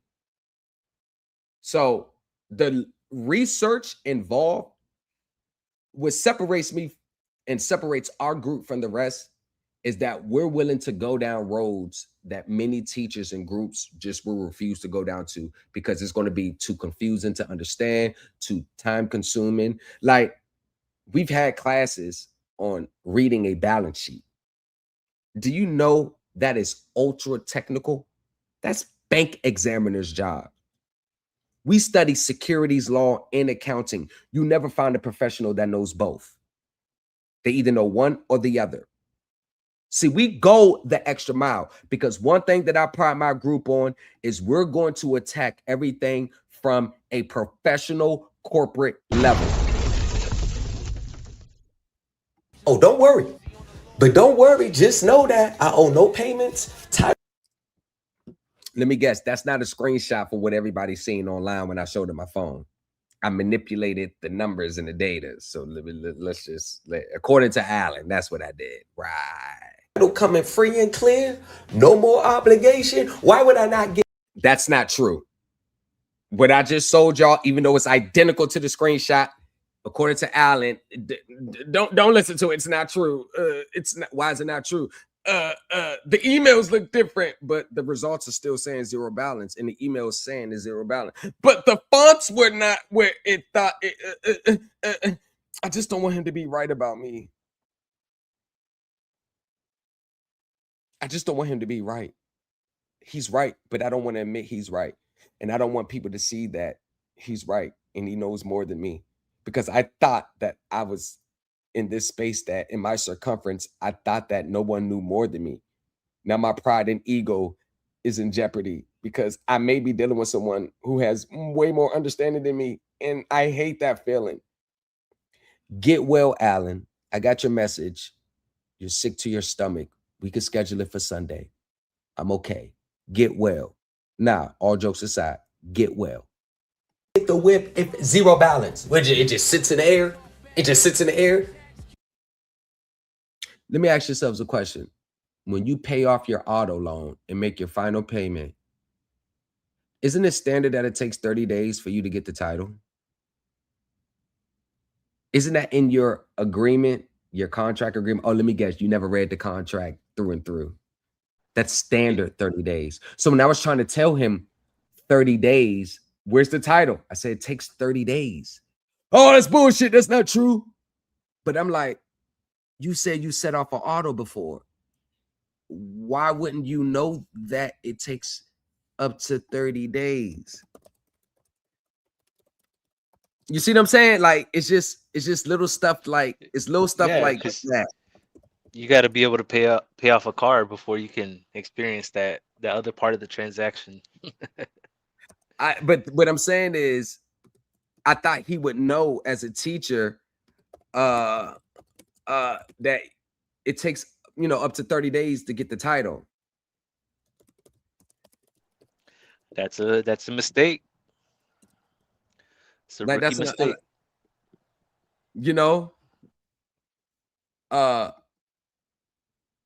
So let me go here. Up to 30 days. I just told them it takes about, 30 days just to round it off. At the makeup payment, you may receive your salary in 2 to 6 weeks.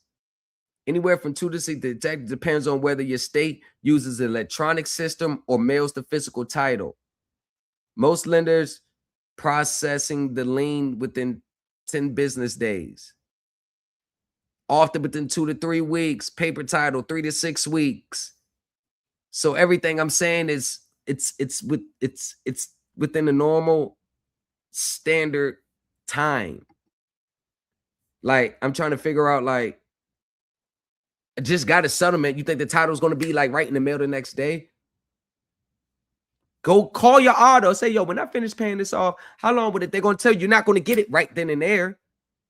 You young 23 punk. You don't know nothing, Najee. You really don't. And you young fake teachers, even though I just showed that from my phone live, that y'all don't even believe that. That's not even true. Even though it's a screenshot of what you just seen on my phone, don't even believe that. Oh man, these people. You're 23. You haven't been in this long enough, young brother. You haven't. Respectfully, young brother, this your first go around with a mortgage. You don't even understand how in-court arguments and how the court rules and procedures in that district, how they consistently rule in these cases.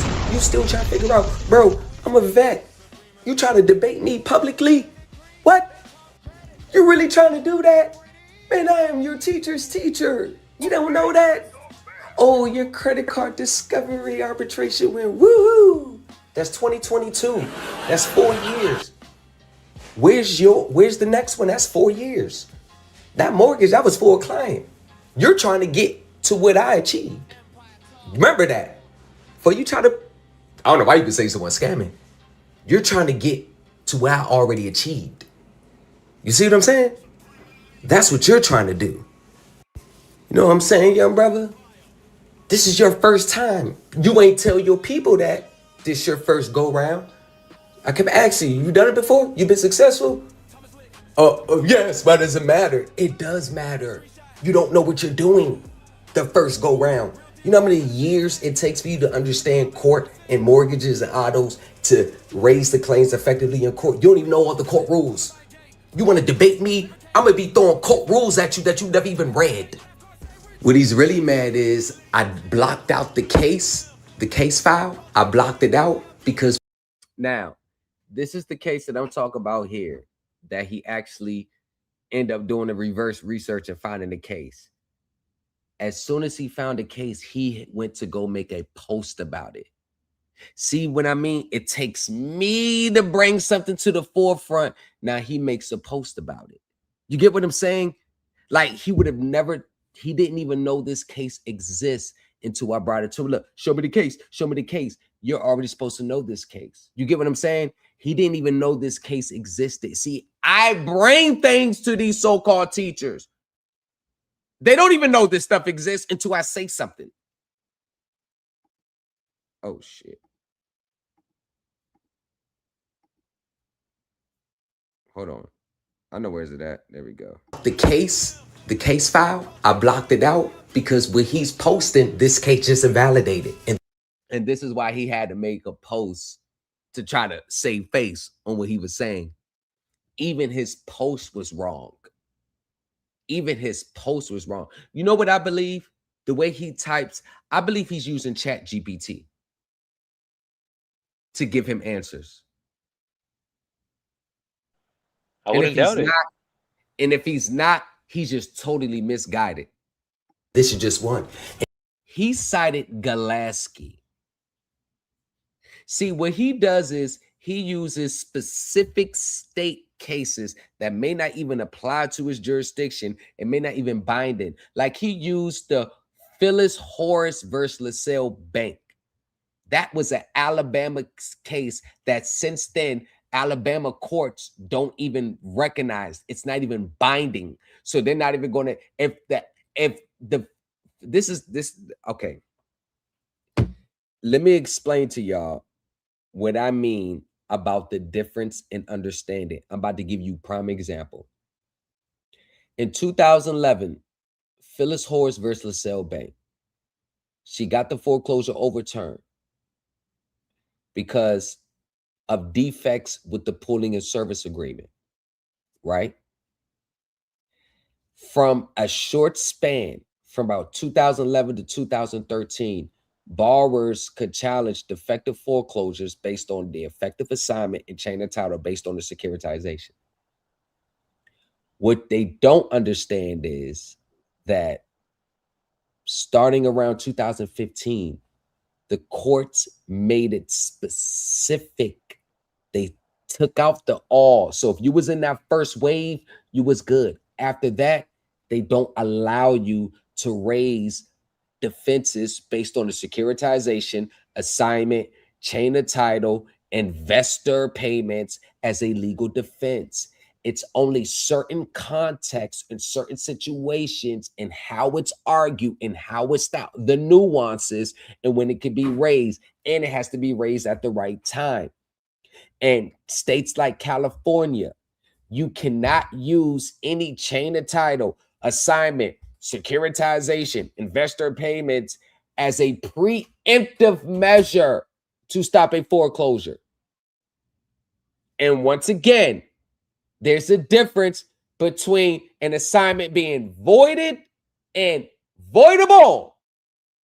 See, these are the things that I know he's probably going to go back and listen to, but oh shit, let me study this so I can be prepared Sunday. See, this Alan Najee, trust me, if you see me talking like it freely, you best believe I got your counter arguments tucked in the chamber.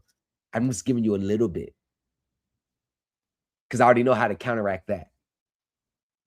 Because if you try to use it as an argument, I'm throwing the bait out there to you. I hope you take it. I hope you take everything I'm saying and go research to bring it up for Sunday, because that's what I want you to do. I want you to take the bait so I can go walk you right into a trap, just like I do lawyers and multi-billion-dollar companies. And he's been begging me in the DMs, where's the case? Show me the case. Show me the case. Show me the case. You're supposed to already know the case. So you already supposed to know what to argue. You don't even know about this case, but you want to debate me? I know about all these cases, so I know how to argue mortgages. You don't. Once again, young brother, join my Supreme Elite Team University. You want to argue mortgages like an elite litigator? You want, and it applies all across the board. And nothing you post, you never even mentioned it. If you would have said it, I'd have been like, you know what you talking about. You don't even know what it's right in front of your face, but you don't even know it exists. I'm telling you, he still don't see it. He don't. And you know what's so crazy about knowing how to argue mortgages? When I finally tell you the correct way with about 100 cases where the judge is all saying the same thing, saying I'm right, when you really be like, oh my gosh, that's all it is. Like, he don't even know it's there. And this is the difference between a real litigator and a real teacher. They wouldn't come online freely to the general public and just say it, because there's so many nuances that's still involved with it. Most people think that, oh, he showed it, he posted, oh, got this case. Like, the judge is going to say, okay, in light of Galaski, we're just going to rule on your case the same way. See, most people treat court as an extension of their administrative process. They think that they just rule the same every time. They don't, because the facts and circumstances of each case is the determining factor. But you would know this if you had in-court experience. Obviously, you don't know this. You think citing Galaski and all those cases you've been posting online is going to help you in that client's case. To be honest with you, Alan Najee, the first go round is always the toughest. You're going to be blindsided, bro. And the thing about it is, it's not even you that's going to bear the brunt. It's the people that you're teaching and instructing that has to go to court and argue it. What you think you're going to do, and this is where a lot of people that are rookies, they think that their documents themselves is going to get the case stopped. Like what I did. You don't have enough years in to understand the powerful understanding to make your documents powerful. Because out of every administrative document, administrative claim, documents that y'all send to the company, if you can't prove to them that you can win this argument in court, they're going to steamroll right over top of you. Your administrative claims have no effect if you can't prove that you can get those enforced in court and win. And if you sit back waiting for them to discharge the case and you don't pull the strings and go file the lawsuit first, you are finding yourself in a tight spot. Go and stop paying and you don't know how to get out of it. See, when I stopped paying July 1st, 2025, I knew how to legally argue it. I knew how to legally defend it. Notice how I stopped paying from July 1st to reach the settlement January 27, 28, from July 1st, 2025 to January 27, 28, 2026, I didn't make a payment, but they never came to take the truck. Darren, am I lying? Roche, am I lying? Straight facts. No cap. They never even attempted to take the truck. Want to know why? Because I proved that I could win in court. And then I filed the lawsuit to let them know I'm not playing. I'm dead serious. We're going to litigate this in court. And as soon as the lawyer made an appearance, what did we do? We settled and closed the case. You're rocking with the best. And everything that I asked for, they gave me in the settlement. I'm not going to tell you what I asked for, but everything that I asked for, I got it. But go and continue to follow people that you like and you trust, and they talk to you good and they make it sound better. Thomas, your tone, you're too arrogant. You need to do this. You need to do this to make me feel better. You need to just tell us. Well, you need to just show us. Yeah. Why don't you take 14 years out of your life and go study intensively? Why don't you go do that? Go take 14 years, yeah. Or it may take you 10, may take you 5. That's all you got to do. Just go. Don't file nothing. Take the next 5 to 7 years and just study like I did. Huh? You're going to go through your hiccups along the way. You're going to go through your bumps and bruises. You're going to get your head smacked over the white meat and take those losses and strengthen up your craft and come back stronger. What they want you to believe is, as soon as you step in court, you just win and never lose. You just never lose. Not knowing that court is a profession. It's not a process. And you don't become elite with litigation unless you get your head smacked over the white meat and you get your ass handed to you in court, especially when you first starting out. That's how you learn. See, me, I know that wins and losses are all part of the game. They both serve a good purpose. You actually learn more from a loss than what you're doing to win when it comes to court. Because you know what not to do in your case when you see someone's case and they lost. That's why I make it my point in my group to go over cases where people lose just as much, if not more, than when people win. Because you learn more in the losses than you do in the wins. That's the whole problem. But the sad part is, young Najee, you are suffering from Dunning-Kruger effect. You think you know way more than what you really know. And if you really want to debate me, I will debate you publicly tomorrow.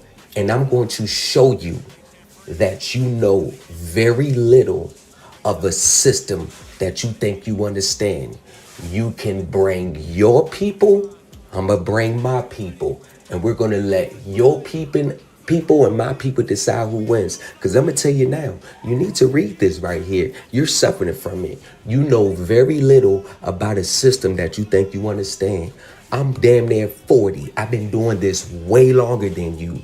Young boy, you need to sit down You're before rocking with you the find best. yourself running just like these other gurus with that case gets dismissed and thrown out and you lose them people's homes. Because once again, you have no prior results. This is your first time. I've already been there and done that. Don't forget. You're rocking with the best. Whipping up, he got sauce in my hand. She rolling the dice, got luck in that van. Smoking that leaf, going global stand. On my wrist like a stage, they can't claim. You look like you wanna let go straight. What's up? I thought so, okay. I'm back in the symphony, stuck on the band. What's up? I thought so, okay. Yeah.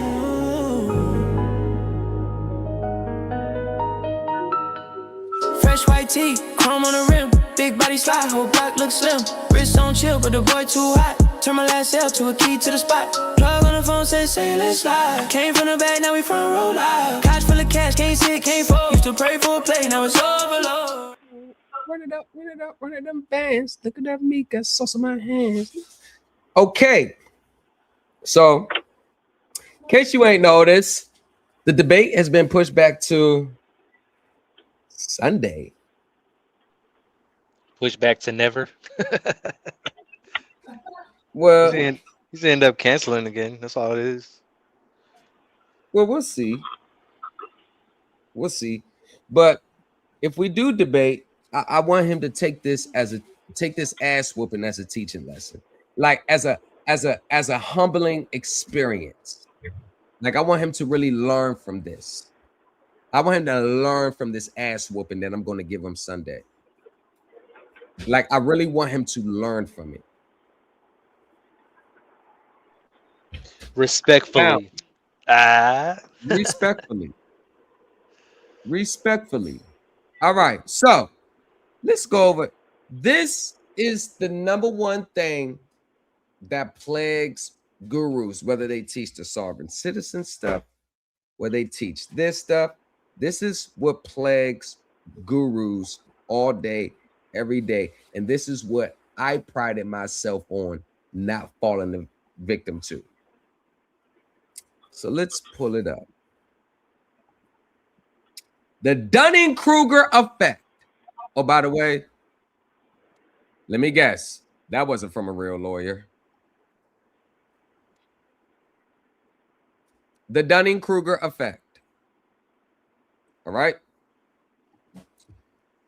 The Dunning-Kruger effect is a cognitive bias that describes the systematic tendency of people with low ability in a specific area to give overly positive assessments of this ability. The term may also describe the tendency of high performers to understate their skills. It was first described by the psychologist David Dunning and Justin Kruger in 1999. See, I even studied the psychology behind this stuff. I know more about the sovereign citizen origins than the people who are that today. I even know, whenever I hear sovereign citizen talk, let me give you an example.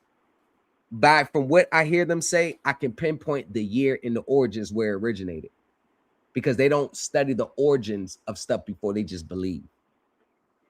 It's kind of like religion. In popular culture, the Dunning-Kruger effect is sometimes misunderstood as claiming that people with low intelligence are generally overconfident, instead of describing the specific overconfidence of people unskilled at particular areas. So let's look at Alan Najee for a second. He is overly confident that he knows about mortgages. He can win a case. He wants to debate me, but yet he lacks the years and the experience and the training that would make one somewhat of a professional in that area. The Dunning-Kruger effect has been demonstrated across multiple studies in a wide range of tasks from fields such as business, politics, medicine, driving, aviation, spatial memory, examinations in school, and literacy. The original study by Dunning and Kruger focused on logical reasoning, practical. If it seems too good to be true, then maybe it is. Grammar and social skills. The effect is usually measured by comparing self-assessment with objective performance. For example, participants may take a quiz and estimate their performance afterwards, and their estimates are then compared to their actual results. Translation: you got a person that sends a document into the court. Yeah, I'm gonna do this, and it did this, and it did this, and did this. Versus what are the actual results? So when we go back to this, a person may take a quiz and estimate their performance afterwards, and the estimates are then compared to the actual results. So when I file lawsuits against credit acceptance, and I'm going over in class, I'm like, yo, I got him. I scalped him. Let's get it. And then my actual results, you get what I'm saying? They kind of mesh. This is the Dunning-Kruger effect. I'm retiring the term low-hanging fruit, and now I'm coming with the term the Dunning-Kruger effect. Let's do this. Why? Oh, no. Like a number. Hold on. Scroll up. A number of explanations for and criticisms of the Dunning-Kruger effect have been proposed. The metacognitive explanations hold that poor performers misjudge their abilities because they lack the ability to recognize the qualitative difference between their performances and the performances of others. Meaning, right. So you'll take social media teachers, and then they don't see how other legal professionals argue, but they think their way is better. See, what I did is I take my own performance and I judge it against the professionals. Nah, this ain't it. Nah, this shit on point. Nah, mine ain't it. Nah, this is it. Nah, hell nah. I need to tighten it up. All right. So in order for me to be on the other performance, the professionals, I had to, okay, what are they studying? Okay, well, let me read what they do. Let me read their lawsuits. Let me read their law journal reviews. Let me see their articles and their papers. Let me tap into their brain, see how they understand. Oh, they're talking about this. Okay, let me go research that. So everything that's over here with the professionals, I infuse it over there with me.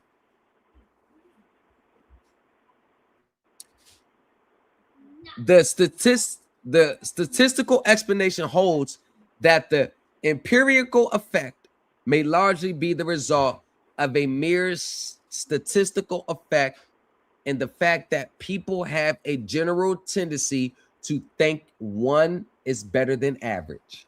And this is why I say most of these teachers have what what my affirmation before I pull out my laptop and start working on either my case or someone else's, you know what I tell myself? This is what I do. I'm gonna let y'all know this is what I do. Lamont, you know very little about a system that you think you understand. Why do I tell myself that? Because it triggers in my brain. All right, I got this right. Check and see if it's really right. Go do a stress test on it. Go see opposing views. Okay. All right. I got enough data. Okay, I can implement this.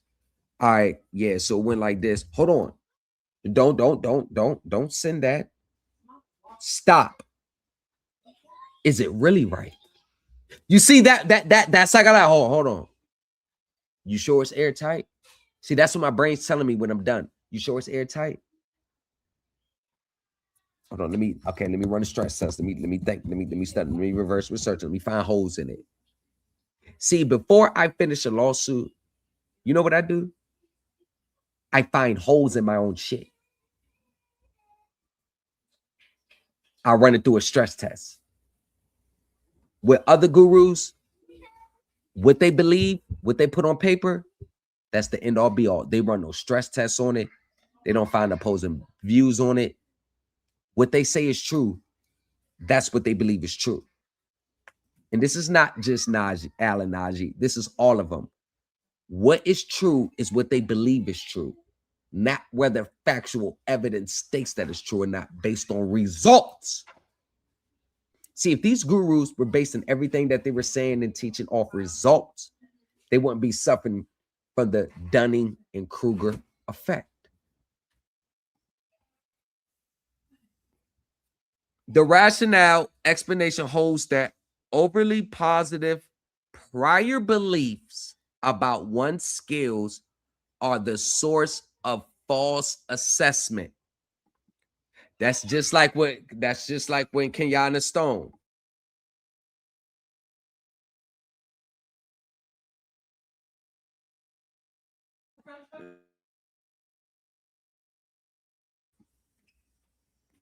Like Kenyatta Stone. She believes that since she feels she's correct, that her students don't need to go to a judge or listen to the judge, whether the judge says it's correct or not. And she tries to discredit the judge by calling them administrative judges. Are you going to listen to an administrative judge tell you what's true or not? Now let's analyze that, because that's a classic example of the Dunning-Kruger effect. So she wants to file a lawsuit where a judge has to rule. She wants to take people to court, but her way and how she see it is the authority. Her way is the right way. This is what they call a false assessment. And so many teachers fall victim of this, and Alan Najee is included. They fall victim of the false assessment of their own abilities.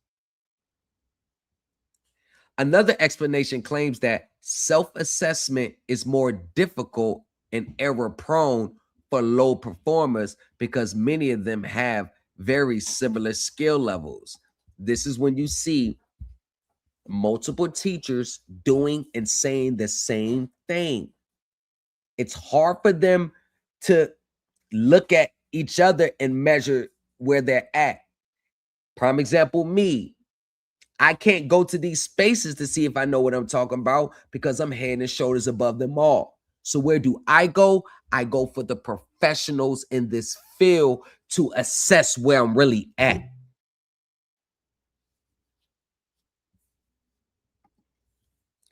There is also disagreement about whether the effect applies and about how strong it is, as well as about the practical consequences of the effect. Inaccurate self-assessment could potentially lead people to making bad decisions. Let's stop right there. Inaccurate self-assessments is what you see all day because their inaccurate self-assessment of their documents and their filings and what they're putting in front of the court, they already believe it's a slam dunk. But what they don't understand is it's nowhere near slam dunk. And then they make bad decisions by putting that on the record. And this is why you see summary judgments are being filed against these so-called teachers and gurus. And I would not be surprised if Alan is like me, posting the case, posting updates, posting statuses. I wouldn't be surprised if they move for summary judgment in this case. Because they definitely are. Based on what I've seen online, they're going to move for summary judgment. If Najee Allen was to send me a copy of his brief, not that I would use it, I don't need to use it because I got clients where in court already filed my briefs for their foreclosure. I don't need it. I don't want no evidence from it. There's nothing about securitization he can tell me that I'm a bite off. There's nothing. I learned from the professionals with securitization. There's nothing he could say that they haven't already told me times 10. But if he was to send me a copy of his brief, I would actually file a response brief like I was a litigator, like I was the opposing attorney. And we would see like, okay, which one would you think were fair in court? If he would love to do it, I would do it. Send me his brief. I'm just going to respond to his brief. I guarantee I'm going to find 5,000 holes in this case. But I think it would be beneficial for him to do that because at least he would know what to tighten up on before he files. Because he thinks he has a slam dunk airtight case in which all of them think they do. This is an inaccurate self-assessment. The Dunning-Kruger effect is the tendency of people with a low ability in a specific area to give overly positive assessments of disabilities. You see this day in and day out in these spaces. This is often seen as cognitive bias, that is, a systematic tendency to engage in erroneous forms of thinking and judging. And this is what I mean when I say they all think they're right. They think it's the right way and can't nobody tell them nothing. Alan Najee has produced those same behaviors. He thinks he's right, can't be told nothing, and he has found the Holy Grail.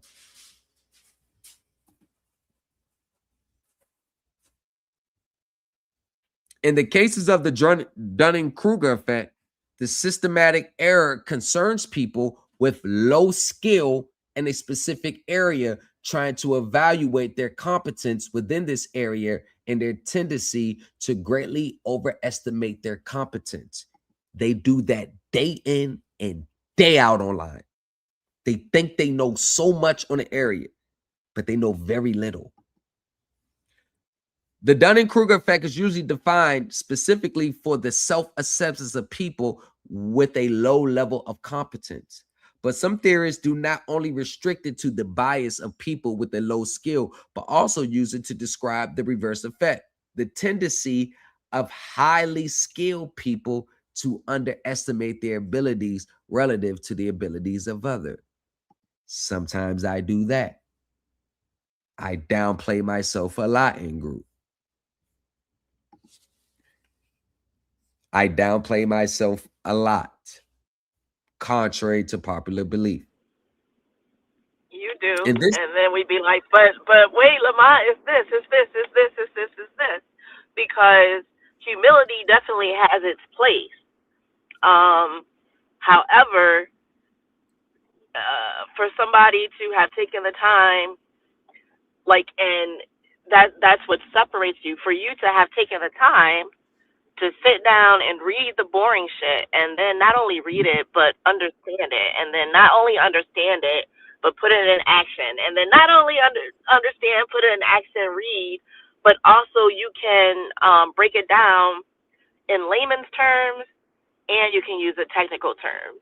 So I say all that to say, not to call you the Messiah or whatever, but as far as leadership and you downplaying yourself, I understand that you have a need to do that, but at the same time, I don't let you sleep on yourself.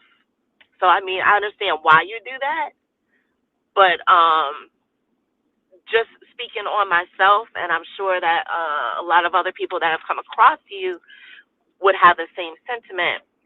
You have literally been able to disseminate information to me that has been life-changing. So do what you need to do as far as, playing it cool.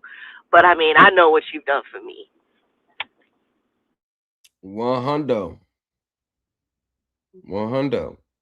Appreciate that.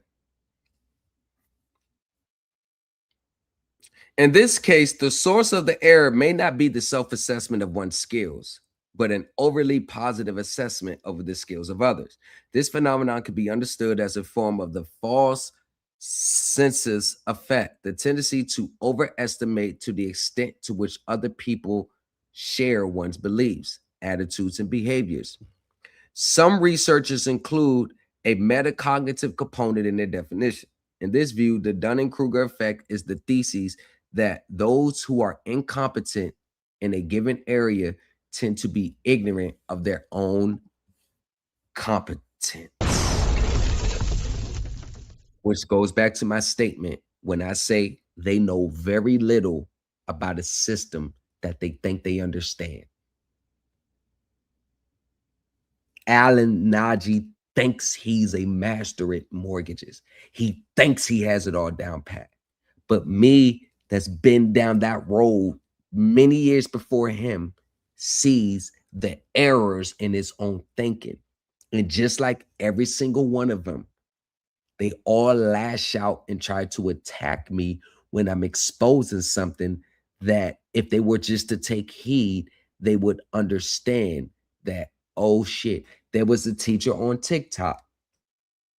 I comment on his post. We talk behind the scenes. He actually said, yo, thank you. You opened my eyes to some shit I didn't even know was there. 100, shout out. Appreciate you. Because I'm trying to tell people, the false assessment of your own skills is one of the quickest ways to lose every time. And this is why people lose in these spaces. They're too highly confident in areas that they have very little understanding of. They lack the metacognitive ability to become aware of their incompetence. That's why I give my affirmations. Lamont, you know very little about this that you would think you understand. Want to know why? Because that protects me from being like them. I don't get too high like I know it all. I attack everything like it's my first day. I still continue to study. I still continue to research. Even though I know it, I still study. I still learn. I still grow. I still do it. Want to know why? Because that extra confidence, like you just know it all, it consumes everybody. As incompetence often includes being unable to tell the difference between competence and incompetence, it is difficult for the incompetent to recognize their incompetence. And this is why I say they never want to be wrong. They have to be right. They all right. And if anybody says that they're wrong, they're going to attack them. But they all have to be right because they can't fathom or realize that they've just been wrong. They will fight you tooth and nail. File appeals, appeals, appeals. Come along. The judge is a conspiracy. But one thing that they will never look at is maybe I was wrong in my lawsuit. Maybe I shouldn't have tried to sue a sitting judge because they are protected by judicial immunity and lawyers who are presiding over a case. Maybe I shouldn't file a lawsuit against them just because I don't like their ruling. But if you try to tell them, they're going to attack you because they lack the ability to see their own incompetence, even though others who are high level competence can see it clearly. And this is a deadly cocktail, especially if you're taking on someone's mortgage case and this is your very first one.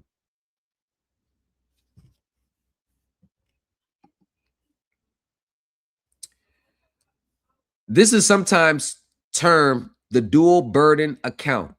Since low performers are affected by two burdens, they lack a skill and they are aware of this deficiency. Oh my gosh, this is taking it.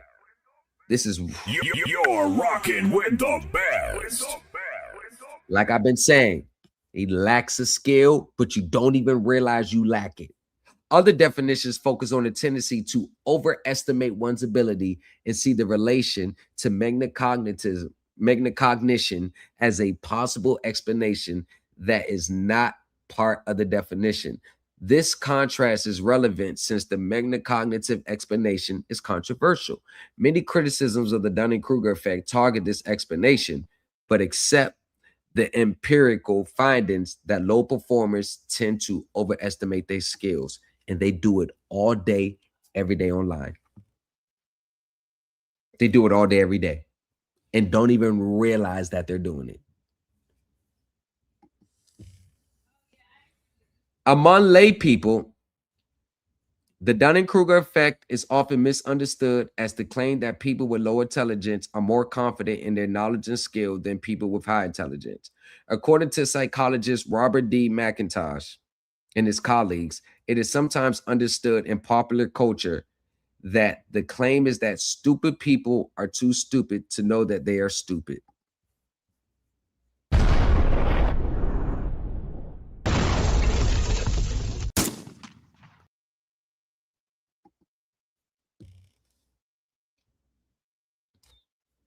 But the Dunning-Kruger effect applies not to intelligence in general, but to skills in specific tasks like research, litigation skills, when to make the argument, how to structure the argument, when is the right time to make the argument, when do you hold back for later stages, what to attack at the beginning, what not to attack, because you know based on case law that those arguments have been denied before, when to go this way, when to use court doctrines, when to not use it, when to go in, when to go left, when to go right, when to say this, when to say that, when to skill. Court is a strategic ability in which one gains understanding over years of experience. You just don't start studying and researching and now you're there, especially at 23. People at 23, they're still in law school. Lawyers at 23, they're not challenging mortgages, they're still in school. The Dunning-Kruger effect. Nor does it claim that people lacking a given skill are as confident as high performers. Rather, low performers overestimate themselves, but their confidence level is still below that of high performance. And I've seen that with Alan Najee. I noticed that in his post that I can see he's not really confident. He's appearing as such. That's why he has to keep posting and trying to explain it. But deep down inside, he really knows that he's taking on someone's mortgages. That's not something you can go to sleep easy at night over. If he messes up, they lose their home. The problem with was trying to point out to him that he's already making critical errors, that he's going to be dead on arrival. Just like all others. They're going to be dead on arrival. You're going up against multi-billion-dollar corporations with high-power lawyers.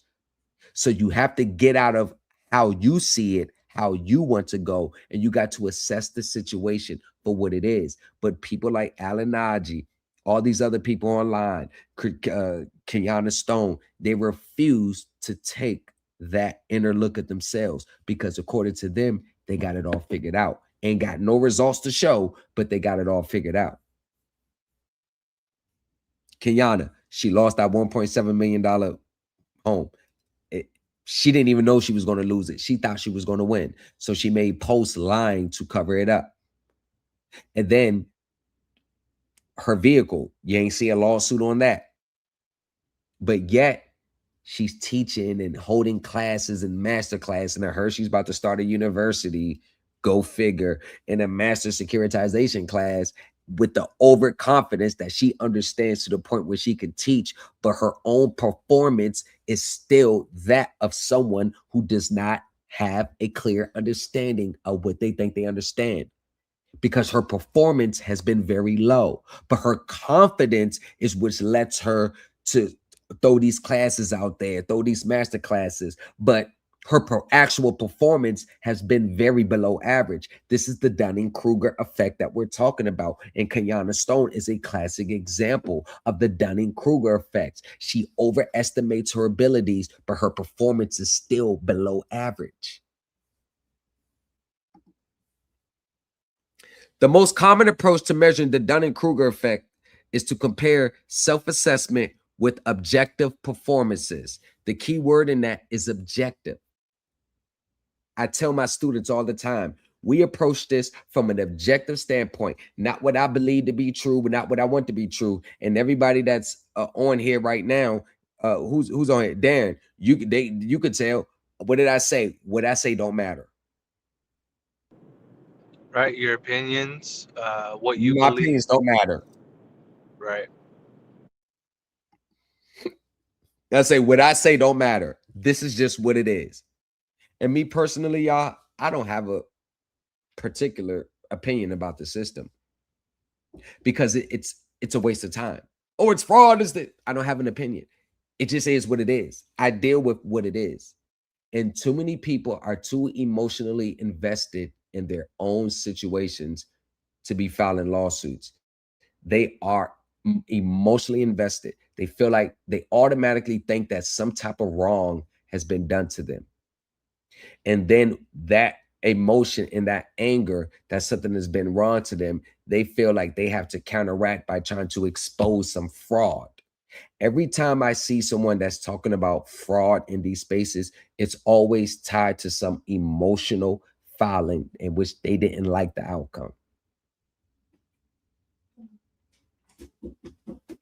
The self-assessment is sometimes called subjective ability in contrast to the objective ability corresponding to the actual performance. The self-assessment may be done before or after the performance.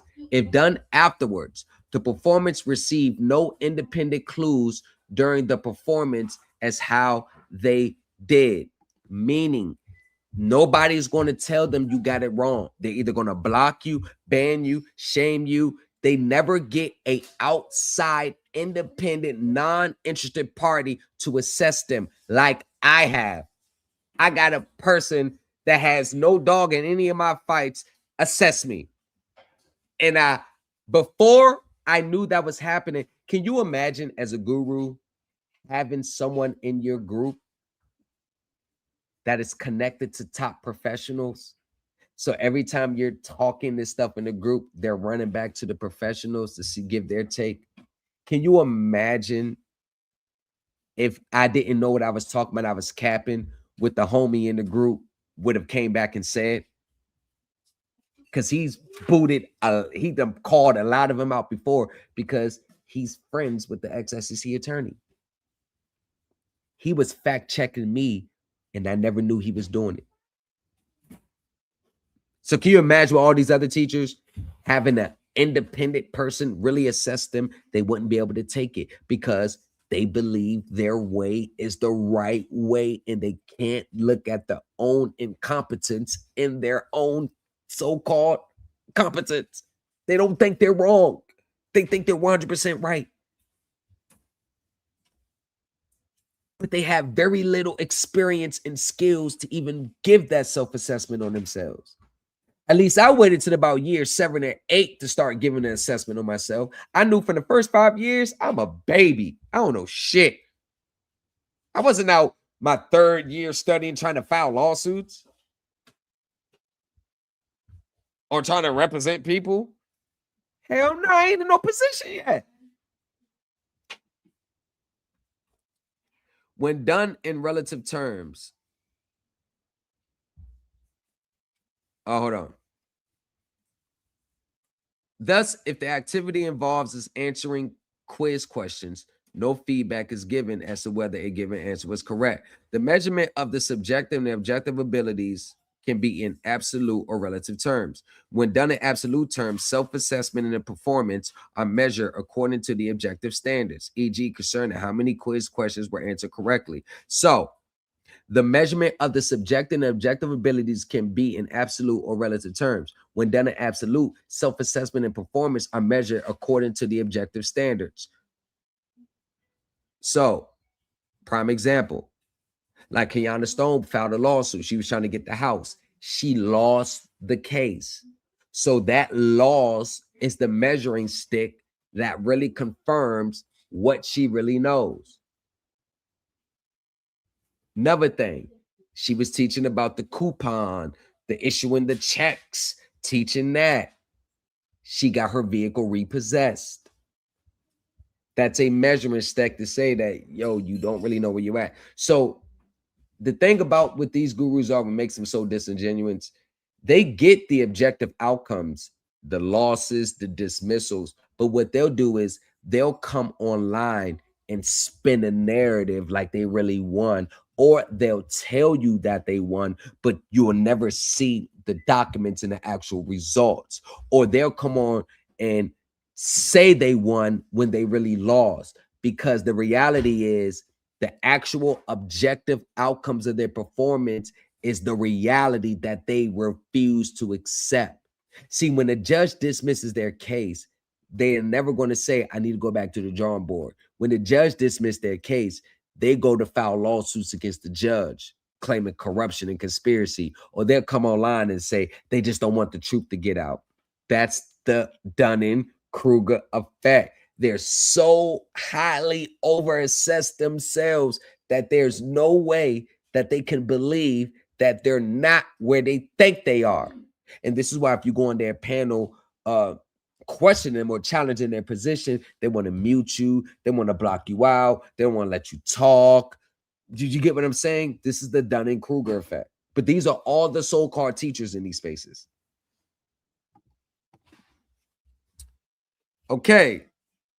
Now, when done in relative terms, the results are compared with a peer group. In this case, participants are asked to assess their performance in relation to other participants. So in a peer group, this is why they don't ever want to put their results up against mine, because if they put their results up against mine, they'll realize that they're really here. Even though they said they're here, they're really here. So what they'll do is they'll start comparing and only congregate with people who think like them. Because the people who think like them already believe there's fraud in the system.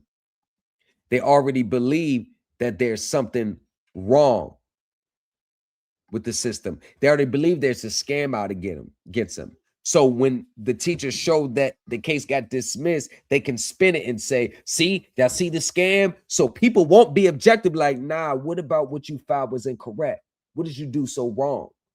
They'll look at it like, yeah, look at the scam. Yeah, we feel you. They just don't want the truth to get out. See, they can use that as a cover because deep down inside the guru, they know that they were really wrong, but they just don't want to accept the reality that they don't really know as much as they think they know. And then the pressure is on them because they got so many people in their lives reaching out to them for services, depending on them, tapping in. So they can't give the people the impression that they don't really know what they know. So they double down, triple down, but there's no growth in it. You see what I'm saying? Y'all see the mindset. There's no growth in that. You're just self-sabotaging yourself. And they can't pivot on a dime because people believe the same way. So if they was to go to their people and say, nah, y'all, this ain't it, this ain't what it is, they're scared that people are going to leave. Well, why would you be scared of people leaving from the actual reality truth? Because they need the money as well. So they're stuck in this talking point that they can't get out of because they don't want to take the time to find a new audience to pay them for their talking points. So they rather stick to telling people what they want to hear, knowing deep down inside it's not true and won't have any effect. See, I get real deep with this stuff.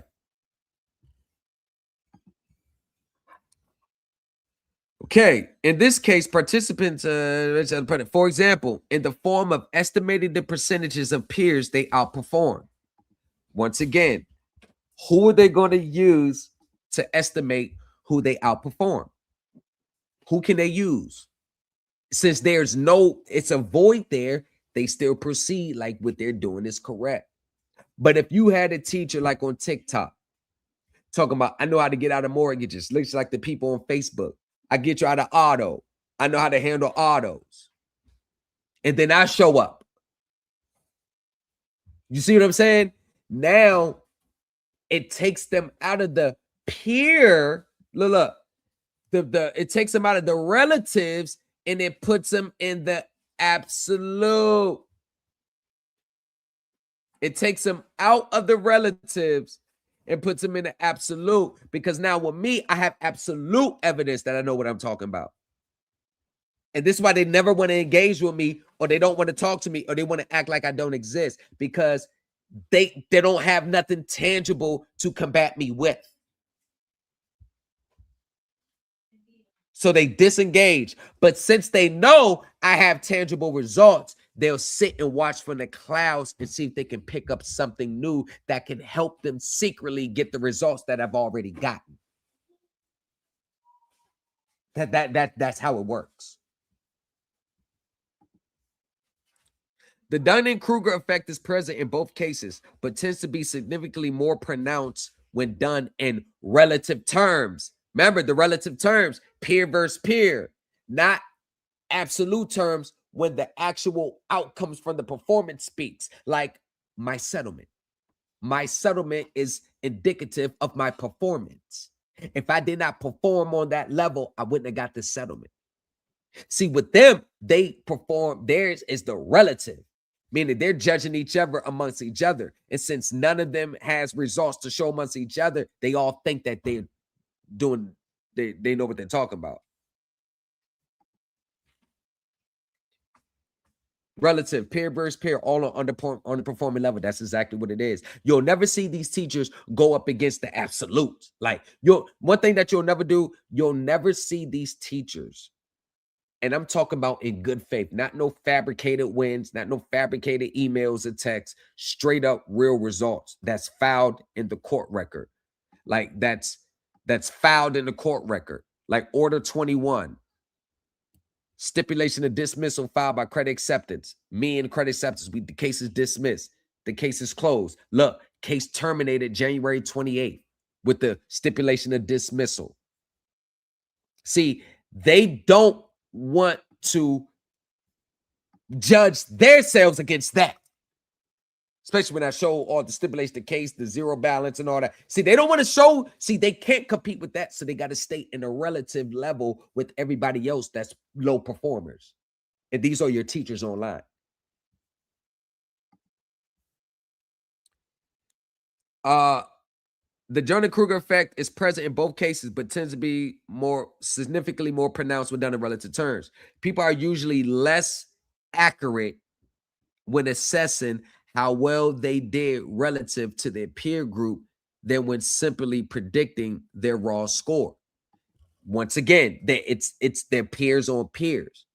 Well, the New Culture Empire Supreme Elite team, we judge ourselves based on top elite professionals. You see what I'm saying? Our standards are what the professionals do. Our standards, if I was judging my standards based on everybody else, we would be no growth because we're already head and shoulders above. So we take it to the next level and we judge our work based on the top professionals. Darren, can you please chime in?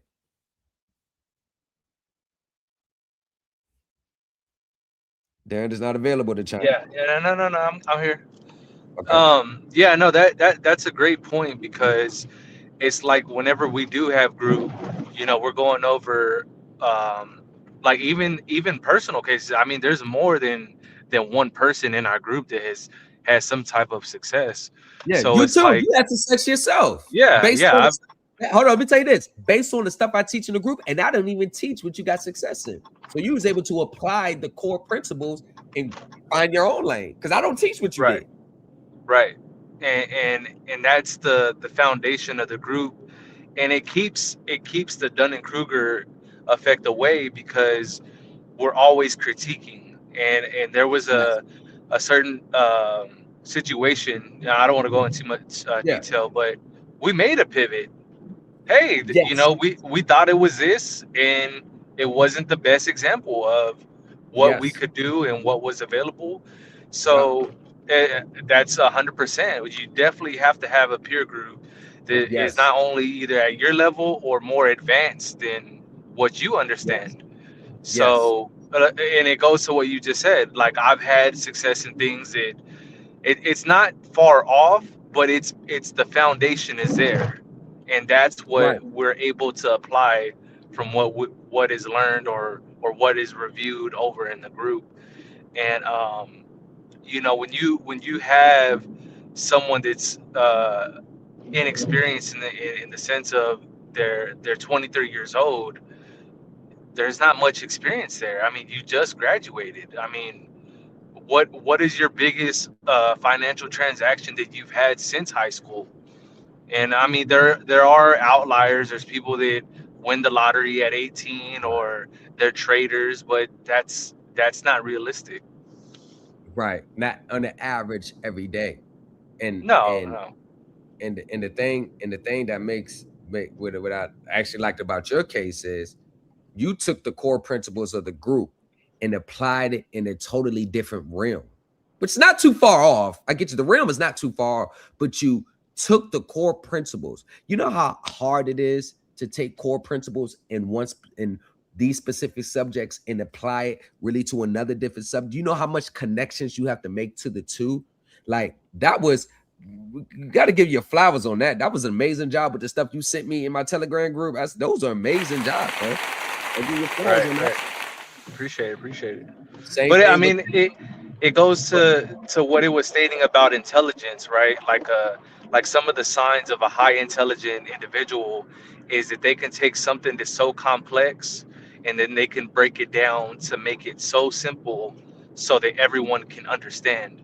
So it's like when you have someone that isn't as and it's subjective, right? Like Yeah. people can be highly intelligent and not know procedure, like Yes. they don't know how to tie their shoes or Yep.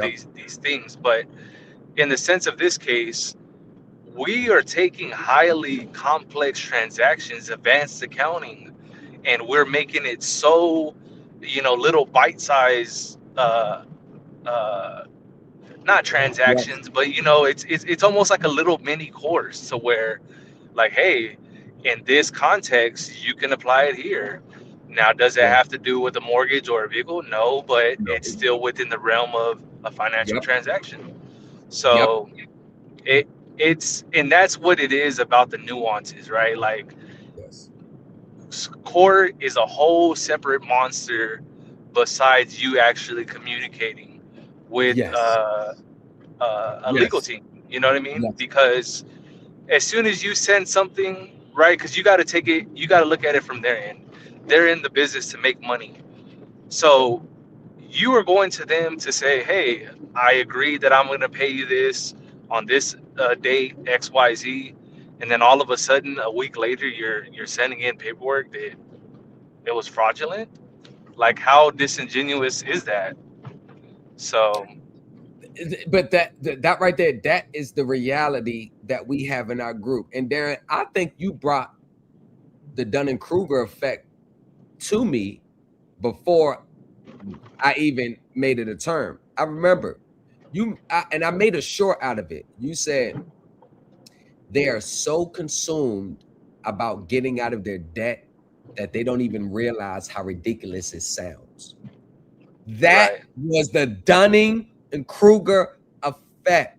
And I don't pass judgment on people who things got hard, life took a bad turn, lost a job, can't pay anymore. I trust me, I had more than my fair share of setbacks, more than I like to admit. I know what it's like to go home at night with gallons of water so we could flush the toilet because 3 bills had to be paid, but mom only had enough for 2. It's either gas, water, electric. And in right, the winter, we needed that gas and the electric. Water had to go. Next month, water, gas. Hey, electric, candles. I know what the struggle feels like. Trust me. right, So, but even with people with mortgages and autos, it's so hard for me because I know just by understanding the system, I know for a fact that anybody with an auto or mortgage, I know for a fact through my hundreds and hundreds of pages of documents I read across multiple mortgage, debt buyers, autos, credit card companies. I know that they are in deals that I know I can prove in court with case law that they don't even owe the contractual balance. So in theory, they are correct by not wanting to pay more than what they really owe, but they just don't understand the legal ways that you have to go about doing it. You can't just stop and be like, "Oh, get this." There has to be it's a process within itself. But I don't, right. whatever made you stop wanting to pay and they trying to come after you, that's your business. I really don't get to that pack. The only thing I just tell people is when you talk to me, you get a consultation. Don't start the conversation off like you sent in a document and now they want to repossess. Like just don't gaslight me, because no company is going to repossess just because you send uh, a document and contesting whatever you want to contest on the contract. If you stop paying, be honest with the real reason why you stop. And I try to give people a way out by telling them, I've talked to hundreds of people on the phone. What really happens is things get too tough and they really can't pay anymore, or don't have the ability to pay, or just don't want to pay. So they look for these little pseudo legal reasons why they're not paying. And then they start sending documents based on that. But the underlying reason is that they just can't afford to pay or don't want to pay. Why do I need them to say that on the phone? The reason why I need to them say that, because I want them to hear themselves. I want them to hear them say that, because we have to stop treating these spaces as a place to come when you don't want to honor your obligations anymore. Like we have to stop. Like, I don't want to pay anymore. All right, let me go find someone. If you don't want to pay anymore, be honest and say that. I still know how to help. I still know how to spin it. I still know how to argue it. But don't come with, like, they just started picking your name out the litter and start attacking you and coming after you for no reason. Because we know that's not true. We know that's not true. Like Najee Allen, he's talking about, he sent me a settlement where they would drop the arbitration and reinstate his credit card in arbitration. And I told him, see, that's the difference between me and you. You got to go through arbitration. In this credit card account, there was an arbitration clause, but I invalidate that and skip right by it. I don't think when he posted those screenshots on his page, he didn't post that, but I'm here to tell you. Thank you for your recent communication. We have reviewed our records and are writing to provide the following updates. We have closed your account and ceased collections. You have no further obligation to this account. Please call Consumer Support Services at 877-382-4063 if you have any questions. This is with Midland Credit Card, and you see my name at the top. I've been there, done that.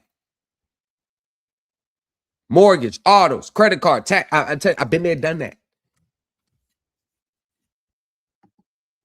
That's what I'm saying. Like, you're not talking to someone who doesn't have years of experience, professionals to keep me grounded, wisdom, understanding. Out of my knowledge, listen, wisdom, number one, understanding, then my knowledge. That's what governs me, because I have years of experience. And the experience factor is what separates me from a lot of these other teachers. The experience, the good, the bad, the ugly, the wins, losses, and draws. But I just like to keep it 100% honest with everybody who I come at, every client. And some clients, they don't like what I got to say, but I'm not going to go against my integrity and not keep it 100% honest with you. There's been plenty of clients that I had to tell, listen, we're going to respond to this, but I don't think we're going to win. Based on your original filing, you reference a lot of sovereign citizen rhetoric. You try to send instruments in to pay the debt. The FBI knocked on your door behind it. I don't see a judge going to see it in your favor. Like, there's been plenty of people had to say that. But I'll try to spin it the best way I can. And remember, you came to me in the fourth quarter. So you tried this, didn't work. You tried this, didn't work. You tried this, didn't work. People think court is Whoever's the next man up, that's what court starts for them. Like the judge is going to ignore everything you put on the record before. You get what I'm saying? Like the judge is going to just ignore everything you put before, not knowing, and me knowing that these lawyers, they're going to attack your initial filing. So when they move for summary judgment, they're not moving on summary judgment based on what I filed. They've already moved for summary judgment based on what you filed. And these are one of the perils of trying to come to someone in the fourth quarter. If you're going to come to me, you come to me before any document has been filed. That's your best chance of winning. Don't come to me after you tried this student, this teacher, this ain't work, that work. Now you need me to clean up their messes, because most people, that's what you really want. You want me to clean up the other teacher's messes more than to get you back to your original position. And too many people were reaching out to me for me to clean up other teachers' messes, and I've turned them down. If I was so money hungry, I would have just accepted the money, knowing they're already going to lose. And I told them, no, this case is flooded with sovereign citizen stuff. I can't take it. No, I'm not having my name associated with none of that. If I was trying to just get money out of everybody, you know what I mean? People I've turned down in 2025 because I seen the procedural posture in their case, and I'm just like, nope, nope, nope, no, hell no. You don't put all this garbage on the record. I'm not putting my expertise behind that. Absolutely not. You can withdraw all those filings, then reach back out to me and do things the correct way. Because I'm about doing things the right way. Not my way, not how I want it to go. I do shit the right way. The main point of interest for researchers is usually the correlation between subjective and objective ability. To provide simplified term forms of analysis of the measurements, objective performances are often divided into 4 groups. They start from the bottom, quartile of low performers and proceed to the top quartile of high performers. The strongest effect is seen for the participants in the bottom quartile, who tend to see themselves as being part of the top 2 quartiles when measured in relative terms. The initial study by Dave Dunning and Justin Kruger examined the performance of self-assessment of undergraduate students in inductive, deductive, and abductive logical reasoning, English grammar, and the appreciation of humor. Across 4 studies, the research indicates that the participants who scored in the bottom quartile overestimated their test performance and their abilities. Their test scores placed them in the 12th percentile, but they ranked themselves in the 62nd percentile. Other studies focus on how a person's self-view causes inaccurate assessments. The self-view. I see the world as this. There is no money. Only gold and silver is money. The banks are fraud. Yeah, y'all see that the way they see the world, especially with these soft sits, the way they see the world is what really makes any document that they send dead on arrival. If I was to tell a sovereign citizen that your documents are wrong, that private bond that you're about to send in to tap into your estate, if I was to tell them, yo, you know, they filed stuff like that for 30 years and some of them got prosecutors and others, nothing ever happened.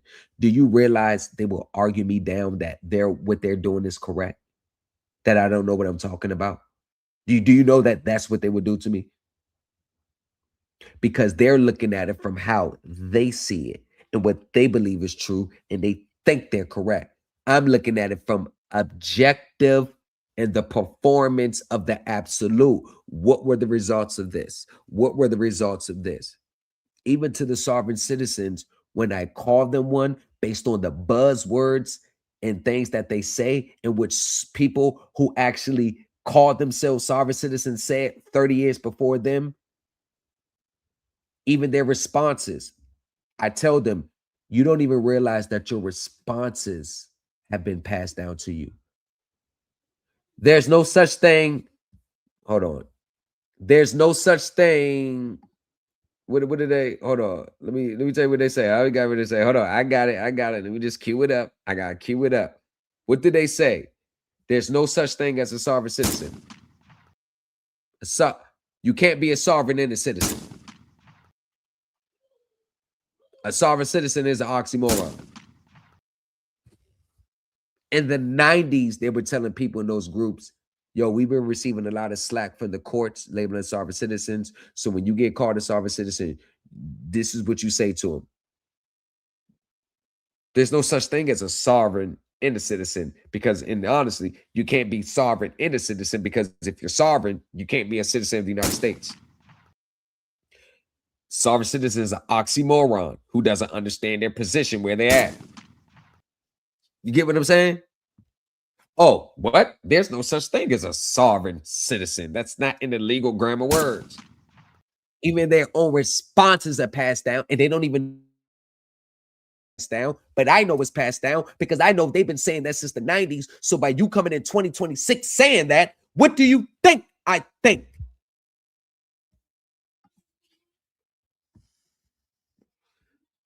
Other studies focus on how a person views causes inaccurate self-assessments. Some studies indicate that the extent of the inaccuracy depends on the type of task and can be improved by becoming a better performer.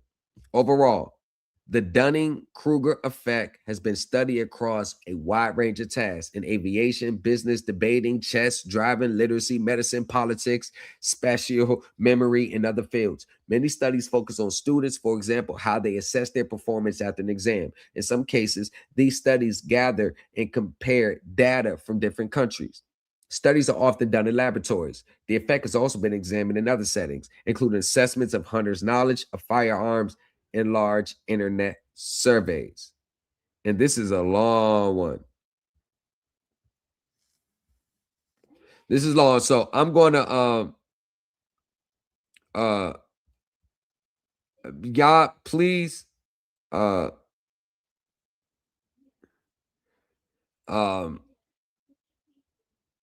look please look into this. But I want to get to these last three. Let me get to these last three. The rationale model of the Dunning-Kruger effect explains an observed regression towards the mean, not as a statistical artifact, but as the result of prior beliefs. Like people who believe the government has no authority, there's only but one constitutional court, etc. If low performers expect to perform well, this can cause them to give an overtly positive assessment.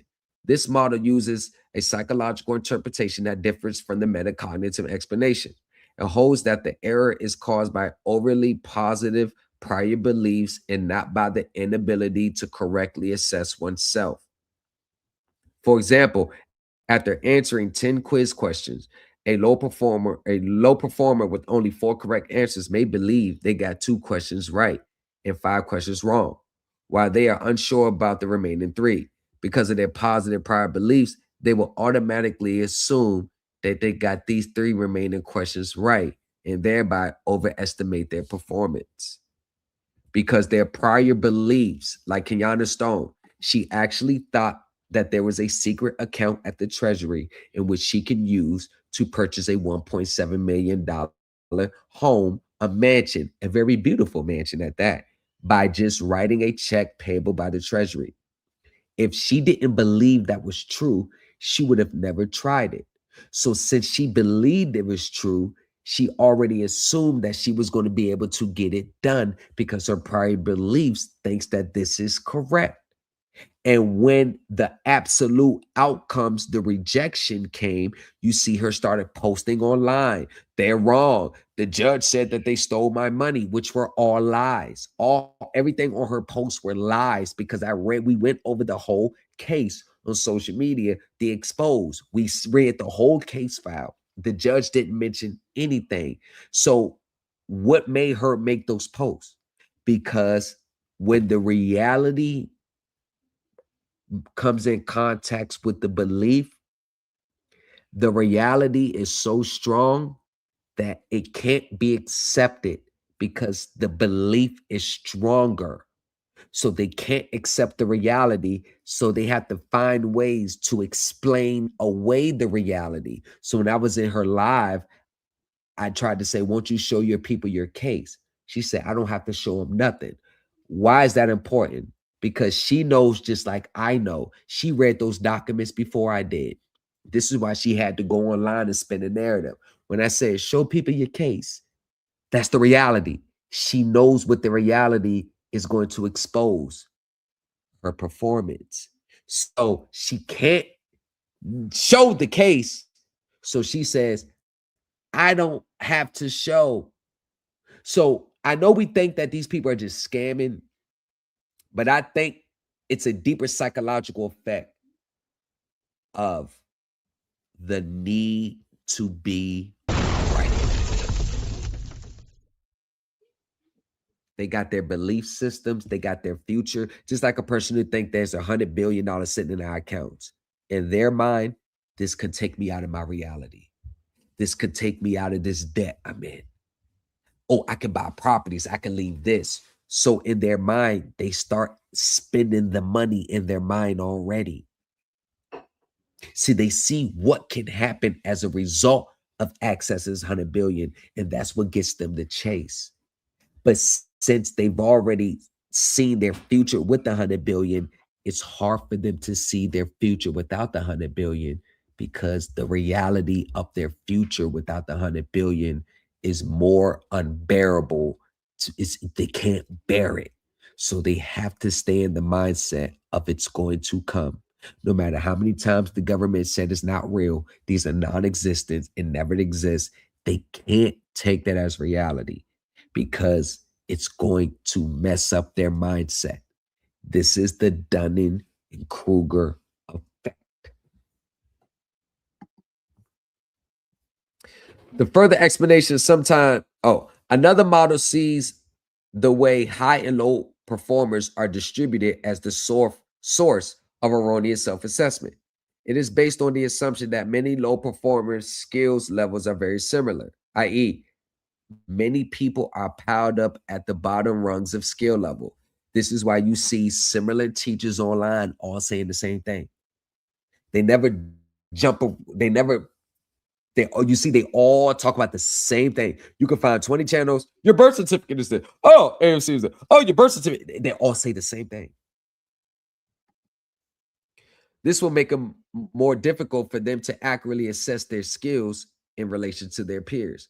According to this model, the reason for the increased tendency to give false assessments is not a lack of metacognitive ability, but a more challenging situation in which this ability is applied. One criticism of this interpretation is directed against the assumption that this type of distribution of skill levels can always be used as an explanation. While it could be found in various fields where the Dunning-Kruger effect has been researched, it is not present in all of them. Another criticism holds that this model can explain the Dunning-Kruger effect only when the self-assessment is measured relative to one's peer group, but that it may fail when it is measured relative to absolute standards. This is where it gets interesting, because it says, another criticism holds that this model can explain the Dunning-Kruger effect only when the self-assessment is measured relative to one's peer group, but that it may fail when it is measured relative to absolute standards. That is the new culture empire. You're rocking with the best. Their self-assessments, it's all based on their one's belief, the other peers in their group. The new culture empire is the absolute side. This is the definition of receipts, black and white facts. I can show you I know how to get out of an auto. I can show you how to get out of a mortgage. I can show you I know how to litigate. Got black and white facts to back it up. They have beliefs to back them up. You see the difference? So when we put absolute facts against their beliefs, it crumbles. But they know this is the reality. So they don't really shut me down. What they'll do is, this is what they'll do. Got a post. Come. This is what they'll do.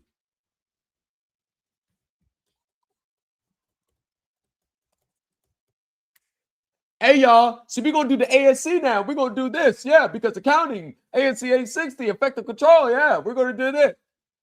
Tom is like, oh, they're the new culture post in the group. Okay, y'all, this is what we're gonna do. That's what they do. I'm their source of information because they view me as the absolute. All these other teachers, they see my receipts. I'm absolute to them. So if they could find a way to get the same absolutes I got while still sticking to their main core mindset and what they teach, it'll be heaven for them.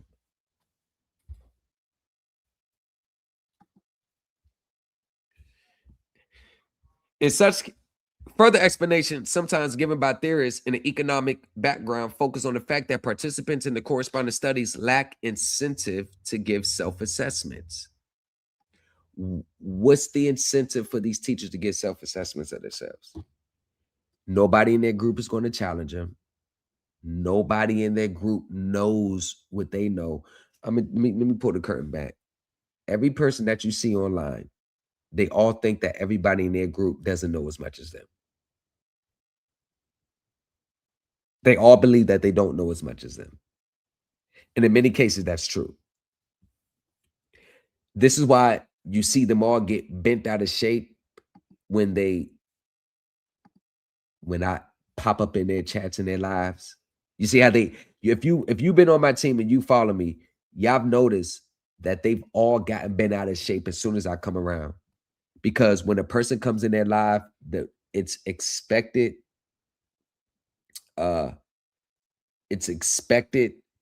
everybody in the group knows very little than them. That anybody that's popping it, it's already expected. And since they're not used to being challenged, they don't know how to accept when being challenged by me. So just like when they say, yeah, mortgage, Title 42, 1983. And I say, man, what does Title 42, 1983 have to do with a simple mortgage in the state? See, you're not listening. You're not listening. I'm trying to tell you, your rights were violated. Your rights are violated. Man, what rights are those? See, once again, you're not listening. I'm trying to tell you, right? See, it's the gaslighting. And see, I'm just playing along with them because I'm on their panel. But in that split second, I know that they know very little about a system that they think they understand, aka the Dunning and Kruger effect. And what do they tell you? Moderators block them. Close the doors. Close the doors. I get blocked. Darren, am I being disrespectful? Am I being loud and combative? Or I'm just trying to get clarity and ask questions? I already know the answer to the question I'm asking. Yeah, Why am I blocked? Just because you're making too much noise. Not in the sense that you're arguing, but just you're going against what they're teaching by asking the questions that you ask. This is the thing with these gurus. You will get blocked by asking questions. Roche. Brother Roche, you with us? What's going on? What's going on, broski? Hey, you work at a Big Four accounting company, one of the Big Four in the whole world. Remember we was talking, you were trying to explain to me that it wasn't that easy to pick up, and I was in the group, I was like, easy pick up. Can you explain to the people about what you learned, and let's say your senior year in college and your time at your company that you're at now versus what we go over in our group? Yeah, so school, college, it's a lot of learning the concept. You learn a lot of information that'll help you in terms of taking the CPA exam. Now that I've taken one part of it. It's really understanding the fundamentals, the basics. You don't really dive deep into any type of accounting standard at all. But it's more about the mechanics of how to account for certain things, accounting estimates, accounting changes, um, different things like that. Which is good. Yeah, it's good. It's good It's good. information to have as a foundation. At Deloitte, unfortunately, when depending on what department you're in, but either way, when you first start out, um, you learn you're kind of doing administrative tasks. You're not really learning the tax law. You're not understanding how certain principles are applied when filing specific forms. You're kind of it's stages in the corporate world. So I'm at the bottom. So Yeah. this Yeah. Yeah. information, and even with that being said, the information that you're teaching is still it's not something you would typically learn, um, even at Deloitte. Like you would have to be in a specific group that specializes in a specific accounting standard that aligns with exactly what you're teaching. Securitization. I mean, and even with that being said, it would be a single aspect of it. All right, like from an investment management perspective, from a how to file your taxes. Well, I wouldn't even say how to file your taxes, but more of just like not getting in trouble with the IRS when filing, more tax compliance. What you're doing is on a completely different level. I honestly don't even know what you're doing is something that they would ever teach you at Deloitte, even if you were in a specific group that specializes in securitization, to be honest. Wow. And you actually, when we talked on the phone, I didn't believe you because I'm like Deloitte. That's Big Four. They're not no little rinky-dink company. They manage the assets of multi-billion-dollar finance companies. They are the big dogs. When it comes to accounting, they are the big dogs. Oh, you best believe Deloitte is a big dog. And I thought when you started working there, I'm like, oh, bet, bro. I was like, yo, bro, you gonna be able to give me some pointers on the inside. Cause that's why I was so excited for him working for that Big Four. I'm like, bro, you gonna be able to maneuver with the people you need and give me some, share that information that top no, we bring it back in. We can implement it. And then when he told me that for the first time, I was like, you can't be serious. I said, you can't be, there's no way they're gatekeeping like that. But what I'm saying is, this guy works for the top of the top companies, firms, accounting firms. That in the United States, that name alone rings bells. The fact that he can say he works for them and has that on his resume is going to open the door to him for a lot of opportunities. That name alone is like a badge of honor. And just to know, and I felt honored and humbled that the brother reached out to me while he was still a senior in college before he graduated. And I didn't know that he was actually learning way more in depth than what he was being taught by the professionals for me. I didn't know it. And yes, this is the guy who sent his professor my accounting document. See, why am I saying that? Why did I ask the brother Roche, can you let your professor see my accounting document? Why would I ask him to let his professor judge and give his opinion on my accounting document? Do you want to know why I asked him to do it? The Dunning-Kruger effect. The peers in who I measure myself against are not other online gurus. The people I measure myself against are professors, lawyers, ex-SEC attorneys, top executive accounting firms, big judges in law reviews. That's who I measure myself against. If I'm not on their level, I'm not doing nothing. But we got a 23-year-old that wants to debate me. Roche, what did your professor say when he read my documents? Oh, by the way, y'all, that phone call, the elements of the phone call, because he called me as soon as he got out of class. It's on my page. It's on my YouTube. By the way, so this ain't no makeup. What did the professor say, Roche? Yeah, man. He took a second. Well, he's so little background. There was a professor that said he loves learning about different ways that people try to fraud the system. And so I was like, oh, this is the perfect hold on, accounting one class. second. Hey, that was a big thing. Yeah, what better opportunity Yep. yeah.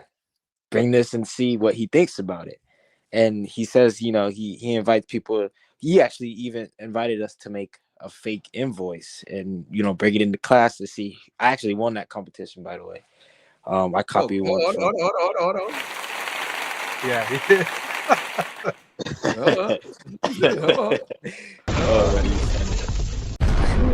Bro, just dropping bombs like nothing. Yeah.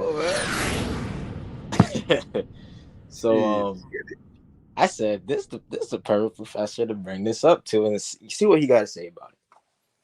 And so I brought it to him before class, about 20 minutes before class started, and I said, I have a question. I know you are into, you know, seeing different ways that people try to fraud the system and that of the sort. I was reading over this very complicated paper, or it seemed pretty complex, and I kind of played that I had no clue what it was at all. You know, like I just found this document somewhere. He started reading it, and as he started reading it, you could just see like his facial expression. And so he stopped and he looked at it and he said, yeah, this seems like a legitimate accounting issue. And I was like, oh, so like this is real, like this. And he started getting red. And before he even finished reading past the first page, he handed me back the packet and was like, it seems like an issue. We got to get back to class now. I never brought it back up to him. Never brought it back to him. You're it seemed like he was a little rocking with uncomfortable. the best. Seemed like he was a little uncomfortable answering my Want to know why? Yeah. Because he's a gatekeeper. He was never going to talk about that with y'all. You made And him he said, very I forgot. He said it's a highly advanced accounting topic. That's what he said. He said you don't learn this unless you're in very advanced accounting classes. And even with that said, you wouldn't learn the breakdown that Lamar was doing on that paper.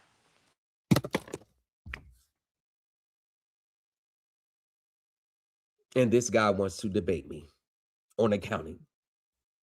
When we have a college professor at Florida University saying this is highly advanced. The SEC attorney saying, yo, he is on this game. Where the hell did he learn this from? You don't learn this to your 10, 20-year practice. The ex-World Bank examiner. Yo, he didn't go to school for this? He's self-taught for real? The homie's like, yeah.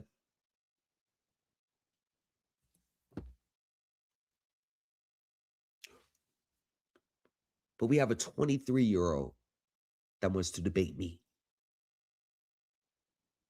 The pride and ego in him thinks he knows more than me. He wants to debate me on account, and part of the topic is accounting.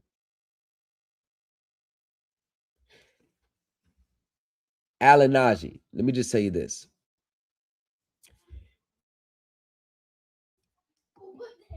This is what I mean about the Dunning-Kruger effect. I took someone with more experience than me, and I measured me against them. He says, yeah, you don't even learn this in regular school. Like, he barely pretty much should have said, where the hell you get this from? We don't even teach this here. This is highly advanced. And you want to know why I know the professor was true?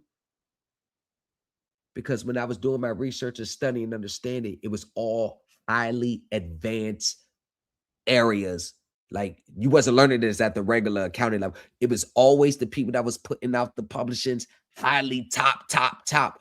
Every time I would see the author's name, CPA award, Accountings Associations of America, like the top of the top accounting experts that could read a balance sheet in their sleep.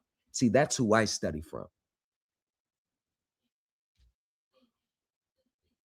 And Roche, we talked on the phone and you said, and you're the one that brought it to me. I thought it was normal.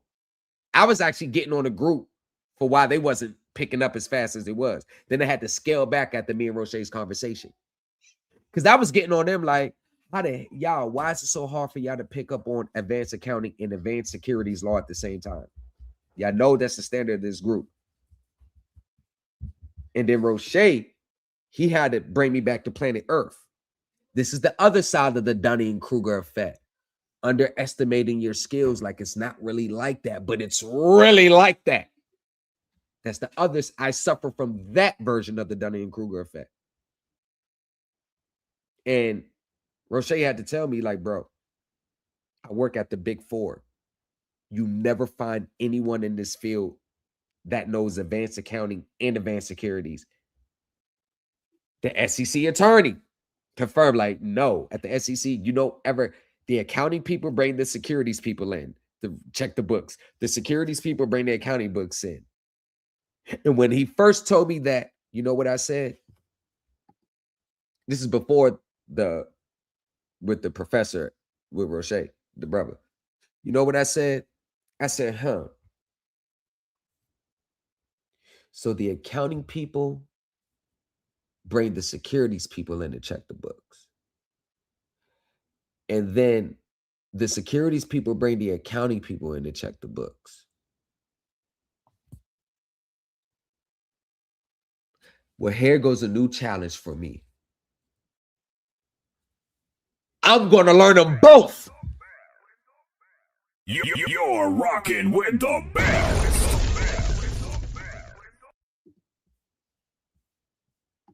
I'm going to learn them both. I'm going to learn accounting, advanced accounting, and advanced securities. I'm going to learn them both.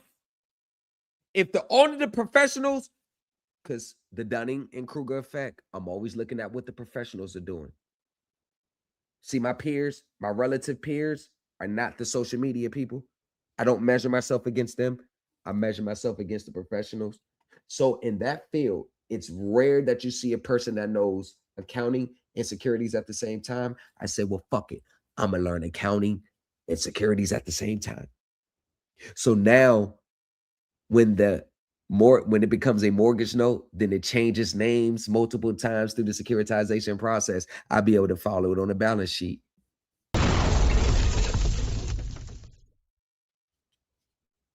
I know they call it deed to trust and notes, but once you close, they take on totally different names, governed by a totally different set of rules, governed by a totally different set of regulations. So when people talk about securitization with the note, I already know they lost.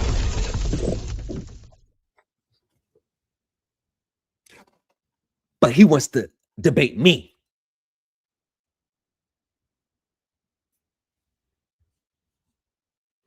Najee, you don't even know who you was talking to. I'm one of a kind. No legal background, never went to college for it, all out the mud. I'm one of a kind, bro. I'm telling you, I know way more than what you think I know. No, I'm telling you, can do all your studying between now and Sunday. You're still not going to know nowhere near of where I'm going to take this debate.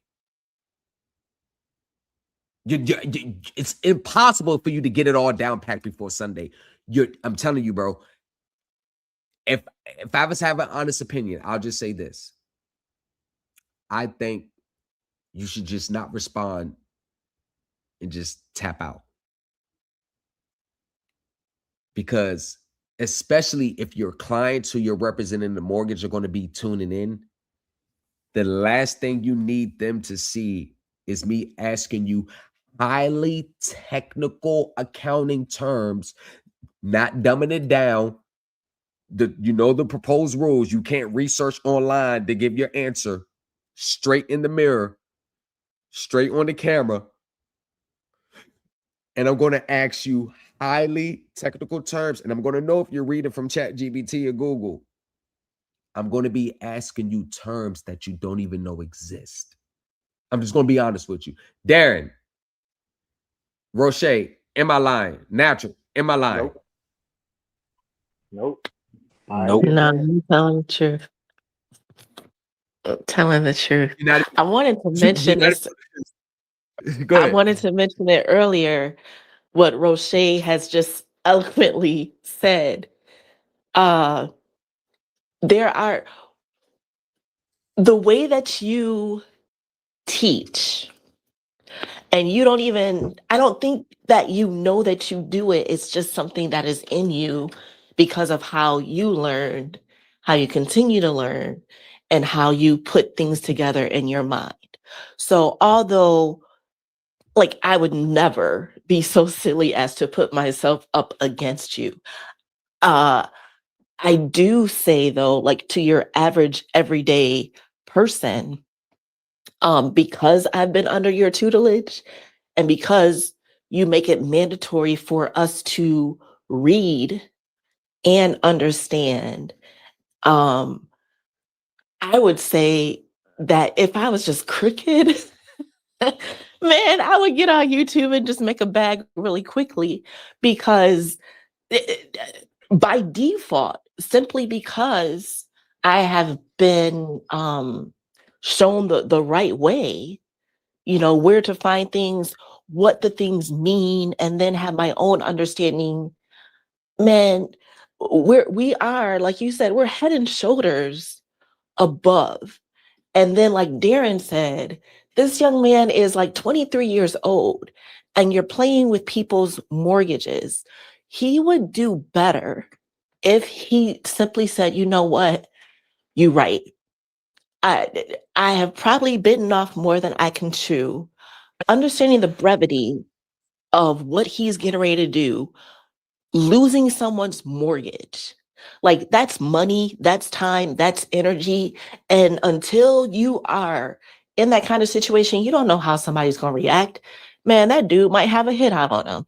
It would just be wise to partner up with you and be like, this is out of my league. Would you help and just give me a cut or something like that? Because again, like the things that people are coming out of desperation.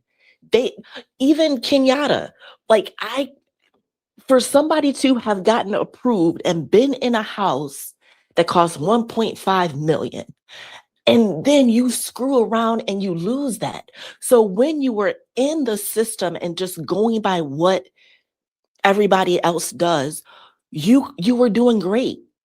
When you had your car, you were doing great. It's when you decided that you were going to buck the system all on your own based on somebody who did not have receipts.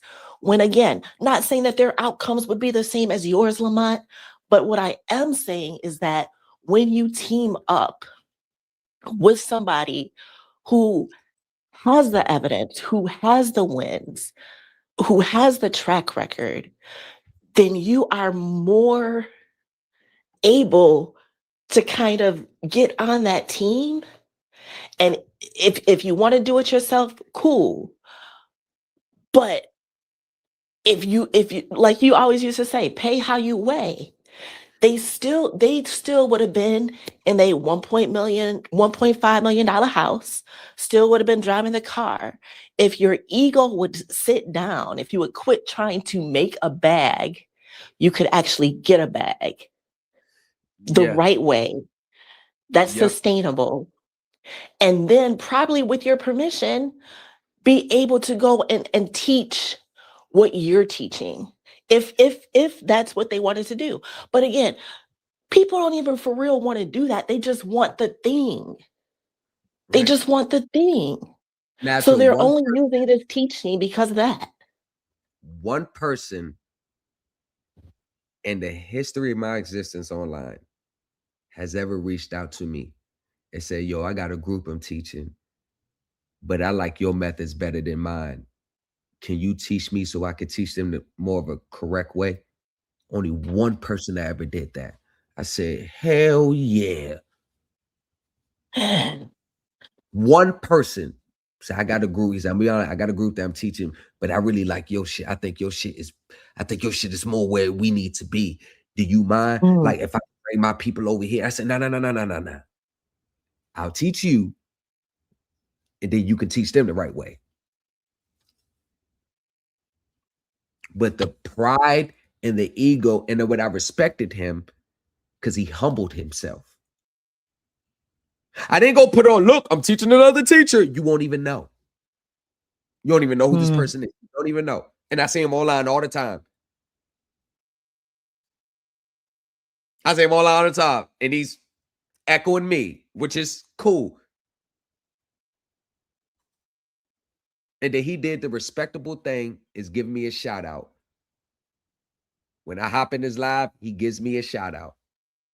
Y'all, there go my teacher right there, y'all. Did his people start coming floating over there to me? No. They always like, yo, good luck. What's up? He over there. They go my teacher right there, y'all. They go my teacher right there. But the pride and ego, because they're so money hungry, they're only looking at it. I can't lose this money that I'm getting. Instead of being like, have an actual product that people will want to come and stay engaged. This is from y'all, the homie in the group and the ex-professional attorney talking about me. According to your conversation with your friend, the attorney, what we go over in group is right in line with the legal standards and the professionalism on how it has to look and what you need to know when you attack these people. The words that he used was, you're going about it standard operating procedures. Don't miss out on this opportunity to litigate like a seasoned professional. Join the Supreme Elite Team University. Thomas in the lobby, folded thicker than a skyline. Credit acceptance on a resume with stories in the fine lines. And let me give everybody a shot of wisdom. Let me give everybody a shot of wisdom. But not on my self-assessment, not my self-grandiose, by practical studying these people like a book. Remember, I studied these people for 16 months before I even pulled the plug. I researched their balance sheets, their accounting, their SEC filings, prior case laws, court cases, the jurisdictions where they were in, how the courts usually read. I did the procedural history and the procedural posture in cases like mine in the Fourth Circuit, all that research. Now, tell me if this did or didn't age like fine wine. Yo, that aged like fine wine, sir. It aged like fine wine.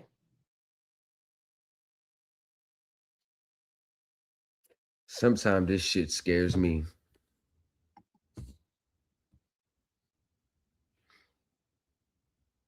The only way that you can gauge what I was saying is what he's saying really true is the outcome of the case. As soon as they made an appearance, we went immediate to settlement. And one of the key things I said, this wasn't your average consumer defense. See, that's why I said, it's not your average consumer defense. I litigated this like a class action lawsuit where extensive knowledge of accounting, extensive knowledge on securities, extensive knowledge on the securitization, extensive knowledge on their internal operations. That's what you see in class action security claim. I argued a consumer claim as a class action securities lawsuit brought on by investors, in which the top seasoned litigators handles those cases.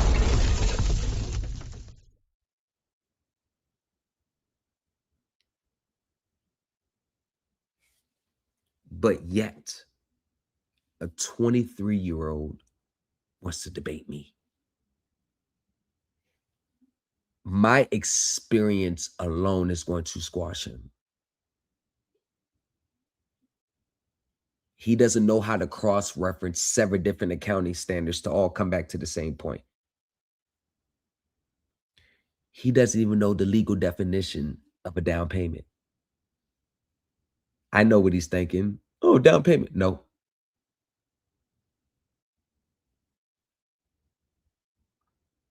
He doesn't even know how to locate all these items on the balance sheet. He doesn't know the rules that governs the balance sheet and the financial reporting. Alan, stay away from accounting in this debate Sunday. Bro, stay away from it. I'm too advanced. Lawyers don't even know what I know. Y'all remember the law firm that works for investors? I sent them my lawsuit and they reached back out to me and they was just amazed. We knew this could work on the investor side. We never knew that it could connect to the consumer side.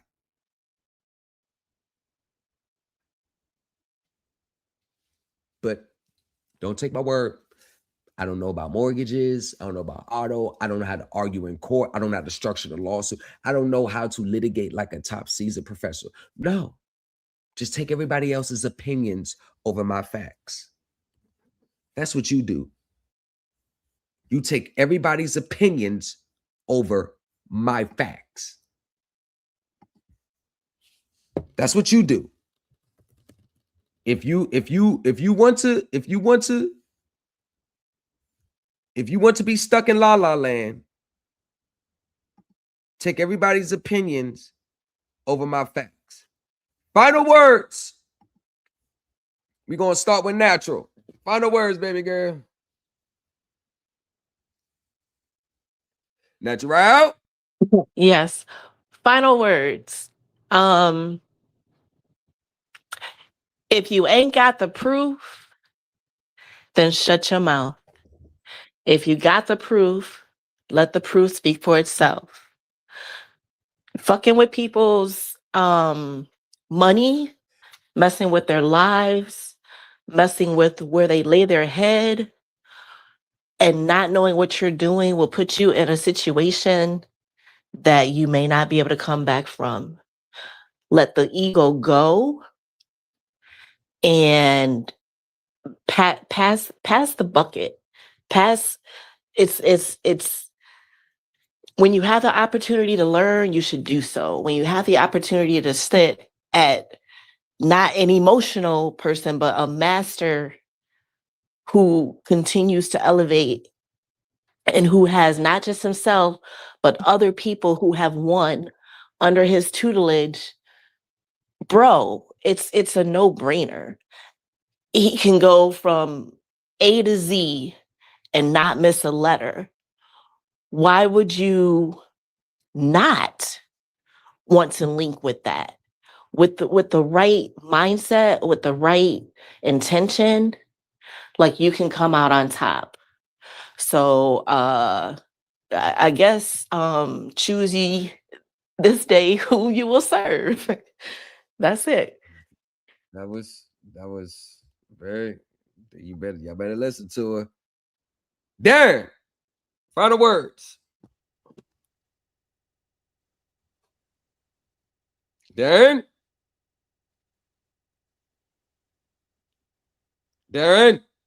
Okay. Roche, final words. Yeah, man. Still got a long way to go to learn. I'm glad I started as early as I did. Glad I ran into, man, the stuff that he teaches, guys, this is not common knowledge. Like the chances of you running into somebody that's able to understand on this level is slim to none. If we're keeping it a buck. Great opportunity. I mean, I'm blessed to be in this group. I wish I could dedicate a lot more of my time to it. I mean, if I could, I would just If I could go to Deloitte and learn all this stuff all Bro, you day, right man, where I'll you be need a to be. beast. I'll be a beast. But you right where you need to be, bro. You you're right where right. you need to be. Remember we You're talked. You right. You right where you need to do. You right where you need to be, because you got the best of the both worlds. You got Yeah. the under stuff that they're not going to teach you, and you could tighten up on the more practical side of it, because it is a benefit working there. But you got best of the both worlds, and that best of the both world knowledge is going to allow you to climb up the corporate ladder. That's right. You best right. believe it. Proud of all y'all. Everybody Supreme Elite Team Group, I'm proud of all y'all, because this is not easy. This is not easy. This is not easy. And y'all sticking there, and y'all been thugging it out. Y'all been riding with me. This is a family over here. So shout out to the Supreme Elite Universe, Supreme Elite Team. Shout out to everybody that's been rocking with us. Hell, even shout out to the people that are the critics, outliers. Shout out to y'all, because I understand. I understand how it goes. Like, Jesus wasn't always liked, and I'm not trying to put myself in love with Jesus, but I know there's going to be that. But one thing about me, I'm never going to say anything unless I can prove it in court. And let's just stick to me, because I'm the leader of this group. My own outcomes is enough.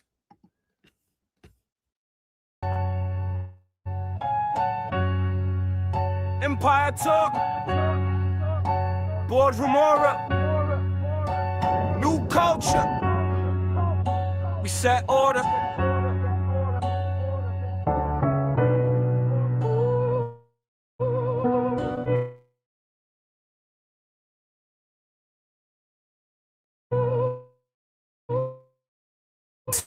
Time is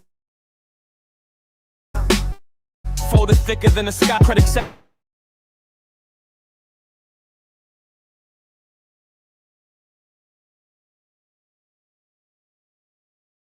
Niggas ride on, they sell dreams on omens. He just saw it break a predator down into more hell. Securitization flow, turn a contract to a bond chain. He can trace the money trail backwards in a rainstorm. Same lane, receipts in a briefcase, dates, times, bank names. You bring vibes to the courtroom, he bring numbers in case names. Supreme Elite, we don't speak, we file. He got receipts line by line, no smile. In the dark where they hide those fees, we light up the fee sheet, breathe with these. Supreme Elite, we don't speak, we file. Receipts line by line, no smile. In the dark where they hide those fees, we light up the fee sheet, breathe with these. He's seen lenders flip scripts, turn a whip to a shackle. Interest climbing every month to your paycheck battle. But he peel back Christ and make the R under the mask. See the spread versus the funding, who's skimming off the past. See no charge off, road rates lost curves in his sleep. How they package up defaults and sell pain on Wall Street. He cross-check statements with the filings in the forecast. Find a misstep and turn one comma to a court clash. Consumer on the stand, heart racing in the cheap suit. He translate legalese, the plain talk, clean truth. Litigation in his left hand, excel in his right. Tell the judge what the bank did, cell by cell, line by line. Supreme Elite, we don't speak, we file. He got receipts line by line, no smile. In the dark where they hide those fees, we light up the fee sheet, breathe with ease. Supreme Elite, we don't speak, we file. He got receipts line by line, no smile. In the dark where they hide those fees, we light up the fee sheet, breathe with ease. They move in the margins, he read in between. They hide it in footnotes, he pull it on screen. From the boroughs to the boardroom, same concrete. Thomas built a whole empire off one word, receive. He paid vision, JD rhythm in his cadence. Double check the debits, then dismantle all the plaintiffs. Underrated models, he can see where they cheat. Assumptions too rosy on the loss rate sheet.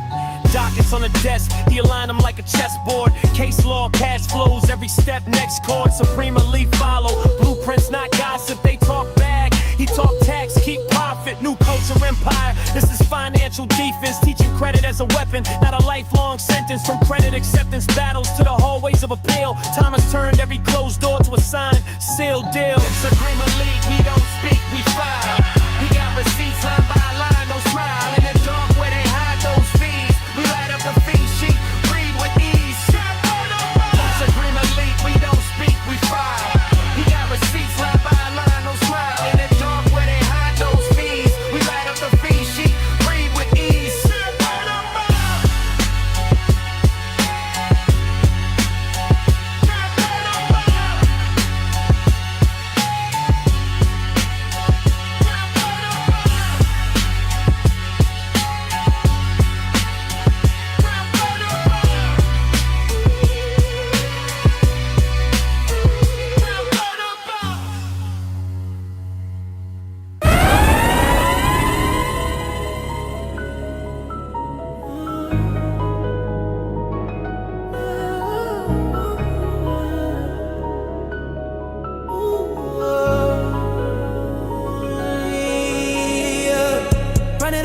up, running in band. Whipping up heat, got sauce in my hand. She rolling the dice, got luck in that van. Smoking that leaf, going global stand. On my wrist like a stage, they can't claim. You look like you wanna let go of stress. What's up? I thought so, okay. I'm back in this symphony, stuck on the band. What's up? I thought so, okay, yeah.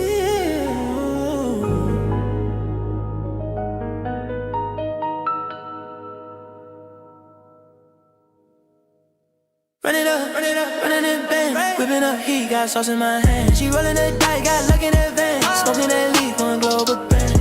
It's band. Fresh white tee, chrome on the rim. Big body slide, whole block looks slim.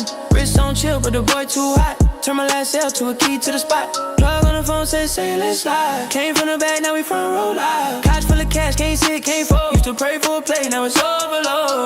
Run it up, running bang bang. Whipping up heat, got sauce in my hand. She rolling the dice, got luck in that van. Smoking that leaf, going global. Ooh, ooh, expand. Blue, blue, blue, blue, blue. Shorty too thick, attitude too. Say she want a boss, not a boy in the crew. Stamp my name on the side of her glass. Say she feel safe when I'm hitting the gas. Mama in the crib, fridge stay packed. All them long nights, put food in the stack. Talk about stay down, I really did that. From the floor to the fourth type check. Had nothing but hope in the half tank. Now it's 10 toes down, all gas. No thanks, till they cross that line, that's a bad move. We don't double back, we just improve. Run it up, running mid range. Whipping up heat, got sauce in my hand. She rolling the dice, got luck in that van. Smoking that leaf, going global. Expand.